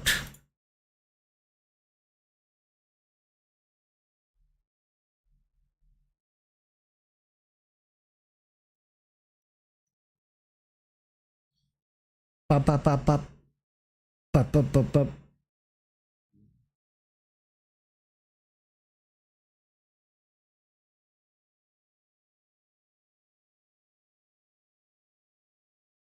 But this is Warriors. Can you check out her gameplay in Mono Quantum Leak? I don't like to search for leaks on my YouTube because it opens the floodgates too much, and sometimes the same leak channels also share Genshin leaks, which screws me in the ass very hard. I just want to look at the kit leaks. It's okay. I don't need to look at her animation just yet. I mean, she's gonna get revealed in another like month or so, right? But via official live stream channels.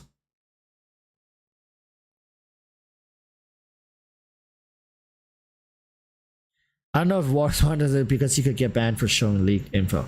Yup. But honestly, this is the thing I've always said for this stuff. Like, I need to talk about things that make that keeps me excited and engaged. When it comes to Genshin, I've never really needed leaks to keep me excited and engaged. I guess it's just I've been so tunneled into that game, burrowed so deep. But yeah, for Honkai, I'm not really nearly attached to this game the same way that I am for Genshin. So I'm okay to have this conversation with you guys. Like, if I get banned from doing content for this, then so be it, because honestly, if you can't do what you enjoy, you can't have conversations that you enjoy, what's even the point? And also, I'm not big enough for them to care. I'm not nearly big enough for them to care.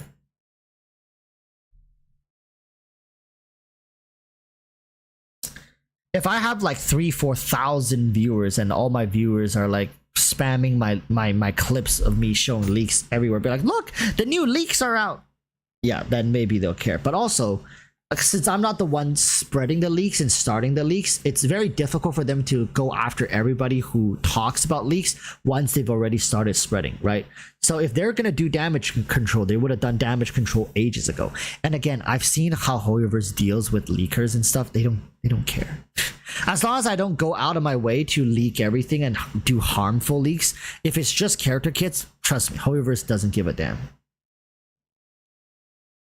Cause I've said this in the past as well. Hoyoverse actually enjoys it when the community is talking about a new character that's not out yet, because it generates some hype, generates some excitement. But they don't want it. They don't want you talking about a character that's like 6 years away, you know.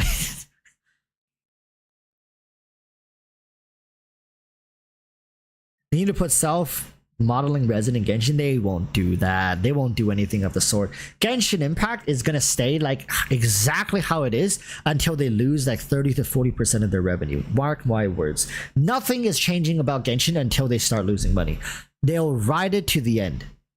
If they start losing money, they know exactly what they need to change. Like, trust me, if suddenly they slowly bleed out like 30-40% of their revenue, instantly they'll be like, welcome artifact presets, as well as introducing self-remodeling resin for Genshin Impact. And we're bringing back all your favorite character reruns, and we're doing a special one-time only. We're giving away 5 summons this patch if you guys log in, right? Like, watch, the second they lose enough money, they'll do everything we've ever asked them to. But it's always like this for companies. They always do it when it's too late.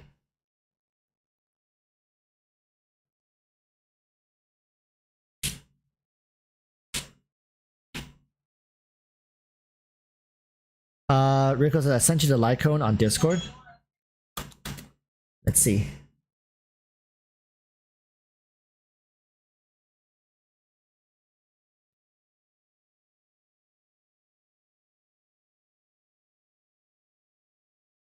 Okay. Ooh, this is a big one. Let's see. This is her light cone, okay? She already shut her eyes. Oh. Story of my life. Anyways, let's see, vision. Increases the wearer's max HP by 24% and energy regen rate by 12%. When the wearer's HP is reduced, all allies' damage dealt is increased by 9% for 2 turns. At the start of every wave, restore HP to all allies equal to 80% of the restored HP. Okay, so it's kind of like what we just saw, but it's like, this is the updated one.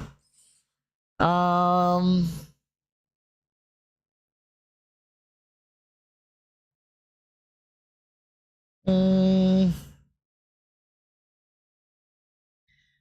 nah, I still think her E1 is better.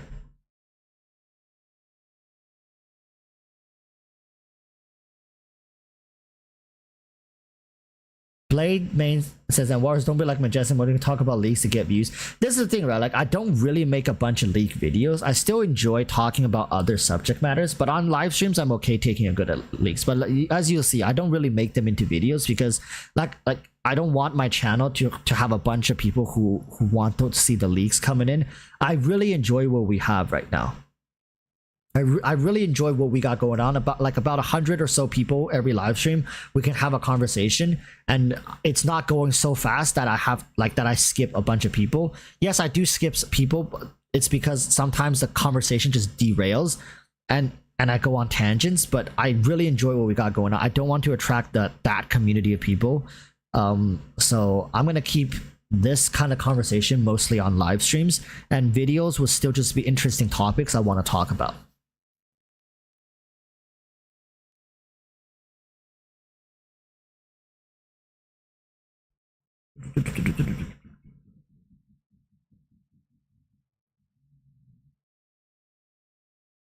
The thing about this Lycon that's really good is the second half of it actually basically makes it so that you only need to run her on your team. I would have to see if it's possible to run just Fu Xuan by herself without this Lycon. If you can run Fu Xuan just by herself without this Lycon, then this Lycon loses a lot of value. But if this Lycon is like the only way Fu Xuan can run by as the sole sustain of your team, then this Lycon suddenly has value. But then the problem is, then it raises, in my opinion, it raises the bar and the cost of this character from E0 free to play to E1 S1. For her to be worth it. If she's E0 free to play, she might be like a low A tier character. Low A tier, maybe mid A tier, around Jin Yuan's equivalent level in the DPS department. So she's not going to be an amazing preservation, she's not going to be an amazing abundance, she's not going to be an amazing harmony, but she's going to be a character that has all aspects of those characters, but she's not doing them good enough. But once you get her to E1 S1, suddenly she's your best preservation, she mitigates damage to your team, suddenly she buffs as good as a harmony, and suddenly she also is healing your team as consistently as an abundant character would, right? And she does AoE damage with her ultimate. Good AoE damage. So, but without those things, she feels lacking. And of course it's by design. This is not like freaking coincidence that you feel like, oh, I really wish I had her light code. Oh, I really wish I had her E1. This is all by design. So I don't think this character is really for free to plays, in my opinion. In my opinion. Blade mains is Fu Xuan might suck, you say, Walrus? If she's gonna feel very uncomfortable. There's a difference between she sucks and she just feels uncomfortable. It just feels like, oh, if I just had a little bit more here, a little bit more there, oh man, she's gonna be so good. That's how they want you to feel. Like, it's the same thing with Silver Wolf. There were so many people who were running test theory crafters. Like, wait, why the fuck? When I was running my Silver Wolf, right? I would get 118.9 energy, literally 1.1 energy away from her ultimate or something like. It was like so close. So basically you force it into a 3-turn ult cycle. But you literally see it. You're like, it's practically full. Why can't I just have it? Why can't, of course it's done as a coincidence. No, I mean, of course it's done intentionally. Hoyoverse cut Silver Wolf players right at the very end. It's like, hey, you want a 2-turn ult cycle with Silver Wolf? Get E1. Right? Get E1. If you are so sure, I mean, if you're so desperate for that 2-turn 1 ult cycle, get E1. And that's exactly what people ended up doing. They're like, fuck this, I'm just gonna get E1. Screw it. Because they were running energy regen rope for Silver Wolf, plus her, I remember it was her signature light cone. Basically, as much as you can push Silver Wolf in terms of energy regen to try to get the two ult cycle, you couldn't do it. It just wasn't possible. So Theory Crafters basically was like, wait, why are they doing this? Oh, of course, it's to sell her E1. So the people who want to do that got her E1, and then they also alleviated a lot of pressure to not have to build a lot of that energy regen. That was the whole purpose of Silverwolf's E1, is to open up the flexibility of your substats. Lulu says, you're very sure for someone that doesn't even try to run numbers. The thing is, disregard my bad personal takes. I've been fairly accurate when it comes to these characters and their predictions. Now, a lot of people say I always look at leaks, or I look at leaks 6 months in advance. Like I'm seeing leaks that leakers don't even have, because like I've been guessing things fairly accurately. But this is what I've always said. And it's the same for you guys as well. Just try to get inside HoYoVerse's head. You don't have to be a freaking prophet to understand what a company is thinking, what a corporation is thinking. They want to make money. So look at this Lycone. We saw her kit, right? You guys all saw her kit. We went through it together. I'm literally showing you guys my thought process. We saw her kit, right? You guys see what her kit does. Is 12% crit rate, 6% max HP, is that impressive to you as a buff? It's good to have, but it's by no means impressive. But what about 12% crit rate and 30% crit damage? Suddenly, this character feels insane to have. Like, that extra 30% crit damage is insane amount of like damage boost. And it's very consistent because you're going to have that 12% crit rate to go along with it, right? Look at the second half of this Lycone. We were talking about this issue. It's like, okay, if I want to run Fu Xuan, do I have to run an abundance character? And some people were saying yes. Some people say, well, if you build her high enough with good enough stats, right? Again, you're going to have to farm for relics for like an eon. You're going to be farming relics for her till you got great hair coming out of your ass cheeks. And then maybe she can run as a standalone, or you could just get her Lycone. Right? You see, HoYoVerse is giving you guys all these solutions. Like, hey, you can do that, or you can just get this, which is coming out with her. It was made for her. Just get this, and guess what? It alleviates, again, just like with Silverwolf, it alleviates so much relic main substat pressure. This is a thing people really need to understand, is that HoYoVerse is giving you options. You either want to A, bust a left nut. I don't even know. Like, basically, A, bust a nut trying to optimize everything, right? Spend an immense amount of resource and time trying to optimize something. And in the case of Silverwolf, even if you optimize everything, you couldn't get a 2-turn ult cycle. Unless she was taking additional hits. Right? If Silverwolf took like 2 hits every turn, and you were running ER rope, and you have all her tuning, like substat tuning perfectly, then yeah, she could have ulted 2-turn every cycle. But then you gotta remember, she's taking 2 hits every turn. So it's just like, it's not realistic. It wasn't realistic. So if you want that consistency, if you want that, what do we call it, chat? Say it with me. Reliability. If you want it to happen 100% of the time without fail, you can run it on full auto, you can watch another movie, you don't have to think about it. If you want that reliability, then you gotta pull out the wallet and swipe. That's the choice HoYoVerse is giving you. You want Fu Xuan to be that reliable sustainer, harmony buffer. Get her E1 S1. That's what HoYoVerse is saying. And fuck that shit. I'm not doing it. I'm not doing it. At E0, free to play, this character is not going to be as good as somebody like Silverwolf. She's not going to be as good, in my opinion, as a universal. Like, even as, like, compared to Bronya. Bronya E0 free to play is gonna be slightly better than Fu Xuan E0 free to play. Mainly because Bronya's purpose in the game is very clearly defined. And a lot of her strength is already built into her main kit. Bronya's E1 is a utility E1. Have you realized that? If they wanted to do what they did with Fu Xuan with Bronya, they could have just added a crit rate buff to Bronya's E1. Right? If they just added a crit rate buff to Bronya's E1, you would know they want to whale bait you to get Bronya E1 to put more. But Bronya's E1 is a utility E1, meaning they already have enough power in Bronya. Bronya has enough power in her kit and utility in moving your main DPS's turn order up. Fu Xuan, you obviously know she's lacking, like, because look at what the E1 is. You know exactly what Hoyoverse took away from her kit if you just look at the E1. What did they take away from her kit? They did not give her enough buffing to justify her role in your team. That is like the first thing you realize when you look at her E1. Okay, she needs more buffing. She needs to buff more.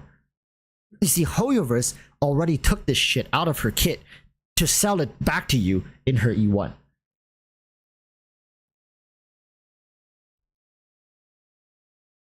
Yeah, you see, like, Gang Chen is saying, but with her E1, she gets one of the best in the game. That's what I'm saying. That's what I'm saying. Is that for the low cost of additional potentially $200, right? You could have one of the best supports in the game. Like, honestly, if she is at E1, she suddenly becomes one of the best supports you can have in the game. Truly.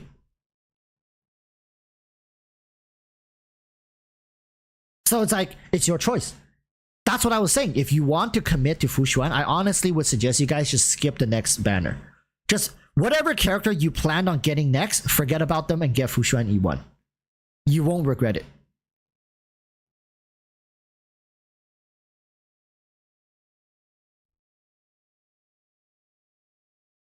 Bethesda says, Walrus, is her value the same as Raiden C2 if you get Fu Xuan E1 S1? Yeah, kind of. Not the same though. Not the same.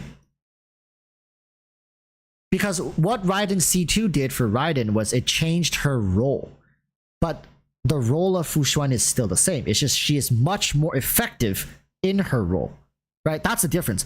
Raiden at C0 could not fulfill the role of a hyper carry. People have tried and done it, and it's okay, but you're not getting that result, right? The result is that one-shot kill, or one-shot two charge attack kill.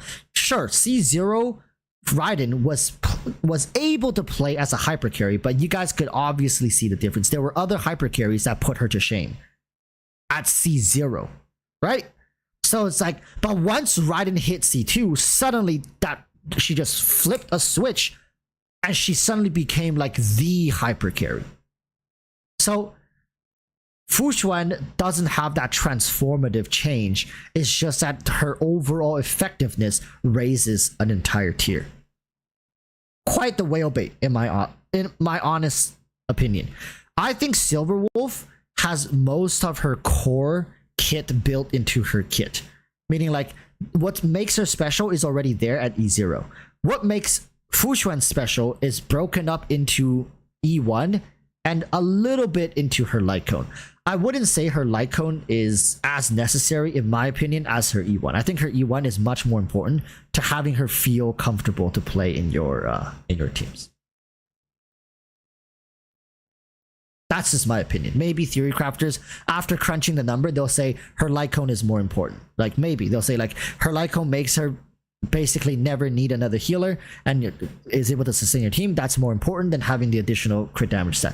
That maybe requires more testing, more numbers. But from what I think, from my perspective, I honestly do think that her E1 is going to be quite nice to have.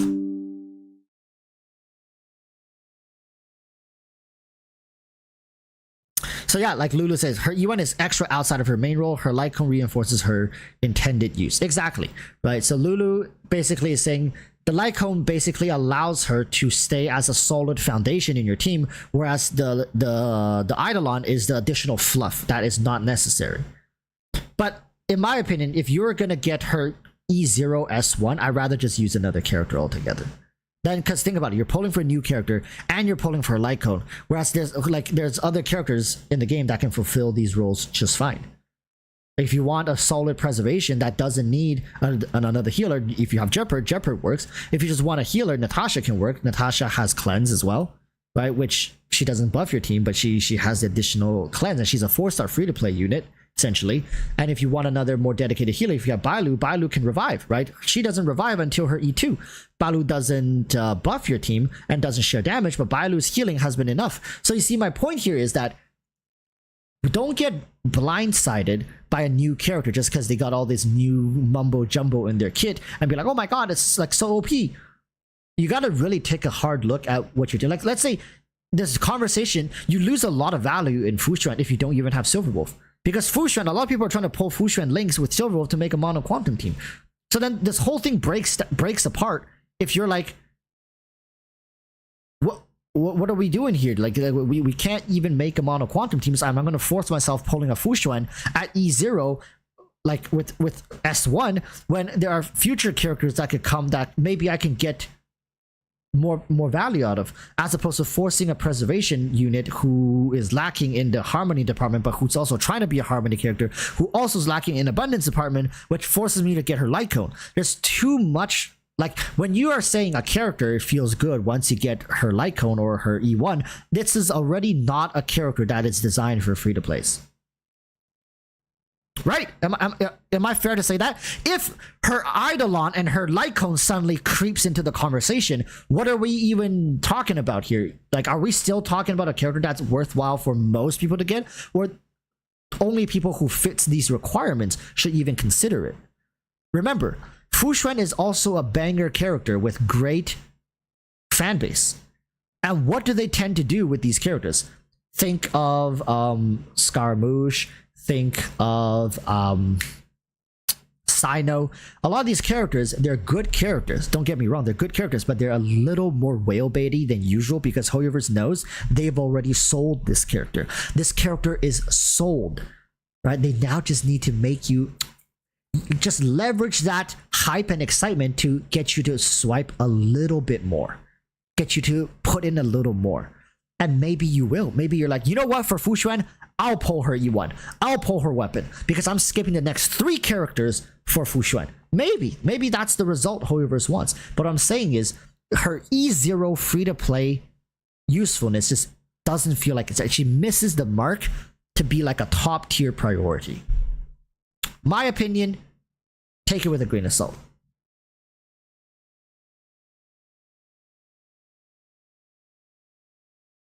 Scully Game says, you're scaring me, Walrus. What do you mean I'm scaring you? What am I doing?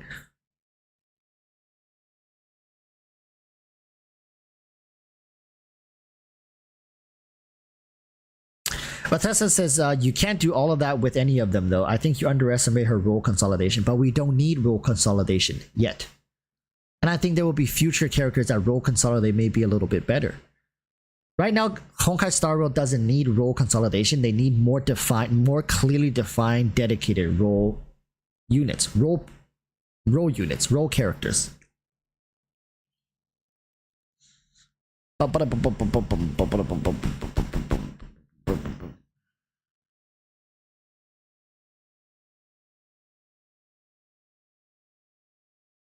Spooky Cat says mono quantum equals whale bait right now, kinda, yeah, like it honestly does feel a little whale baity.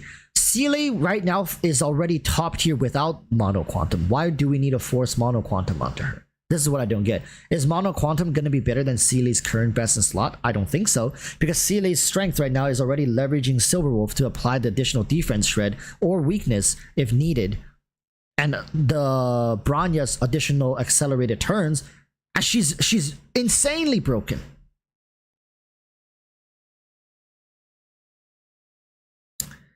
MGB says Jinglu breakdown Walrus pretty please. I'm gonna have to say Jinglu for another stream. Right now we're already over 30 minutes on this stream. I'm getting a little tired. But it's great having you guys here. I do enjoy having these conversations with you guys. And I can't really make these kind of conversations during my videos. As you guys can see, it takes me way too long to get my point across. This has been a big issue for me, is that I sometimes repeat myself. I guess it comes from making YouTube videos for like 3 years now. Sometimes I just need to repeat myself 2-3 times to get my point across because people might miss it. Again, I'm not blaming people. I'm just saying maybe English isn't the first language for everybody. Sometimes they're watching my videos and I just talk too fast and I glaze over the points. So oftentimes you'll see in my videos nowadays, I'm repeating the same point across the video like 2-3 times. Just because I feel like I need to get the point across so people understand what I'm trying to say without misinterpreting me. And even then people still misinterpret me. But this is why it's very difficult to have these kind of conversations in a video. So if you guys enjoy my breakdowns and enjoy me talking about this stuff, in this manner. Live streams are going to be the best way, and yes, you can ask me questions during live streams, but unfortunately I cannot guarantee that I'll get to everybody's questions and concerns. So, but again, join my Discord. There's wonderful people in the Discord, amazing moderators. We have different titles in there. We have like a bunch of games and their sub communities. Have about 6,000 or so people, which is an insane amount of people for Discord group. So yeah, it took me like almost a year to get the Discord to where it is now.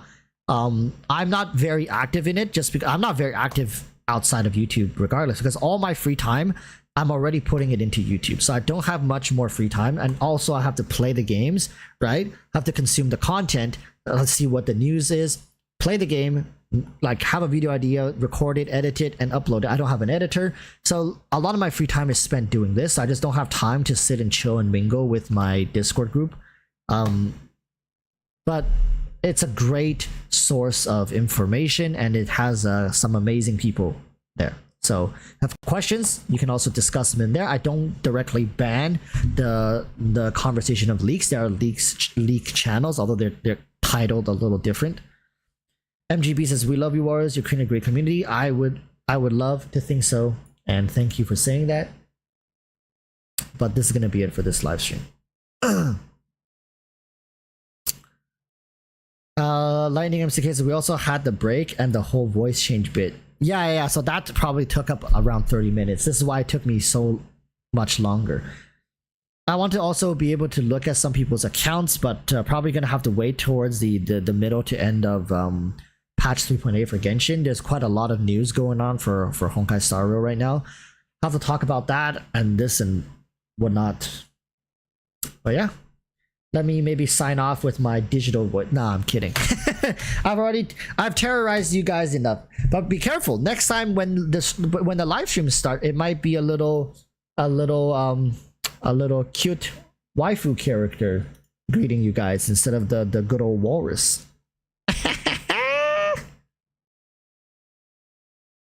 Cal says, someone mentioned that the stream did indeed get demonetized. Did it now? I don't know. Actually, let me try to throw an ad in there. 3, 2, 1. I'm gonna try to insert an ad. 3, 2, 1. Bam. Who got an ad? Who got an ad?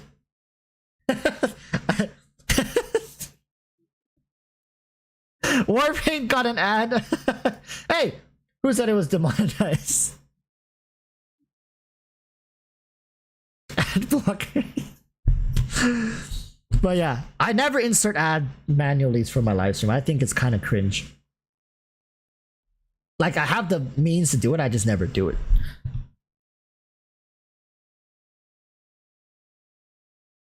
Cheers, I got an ad.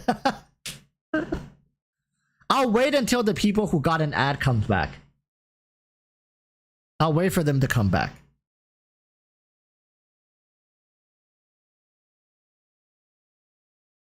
Joel says, well, I just know you could show ad on command. I could, I just never do it.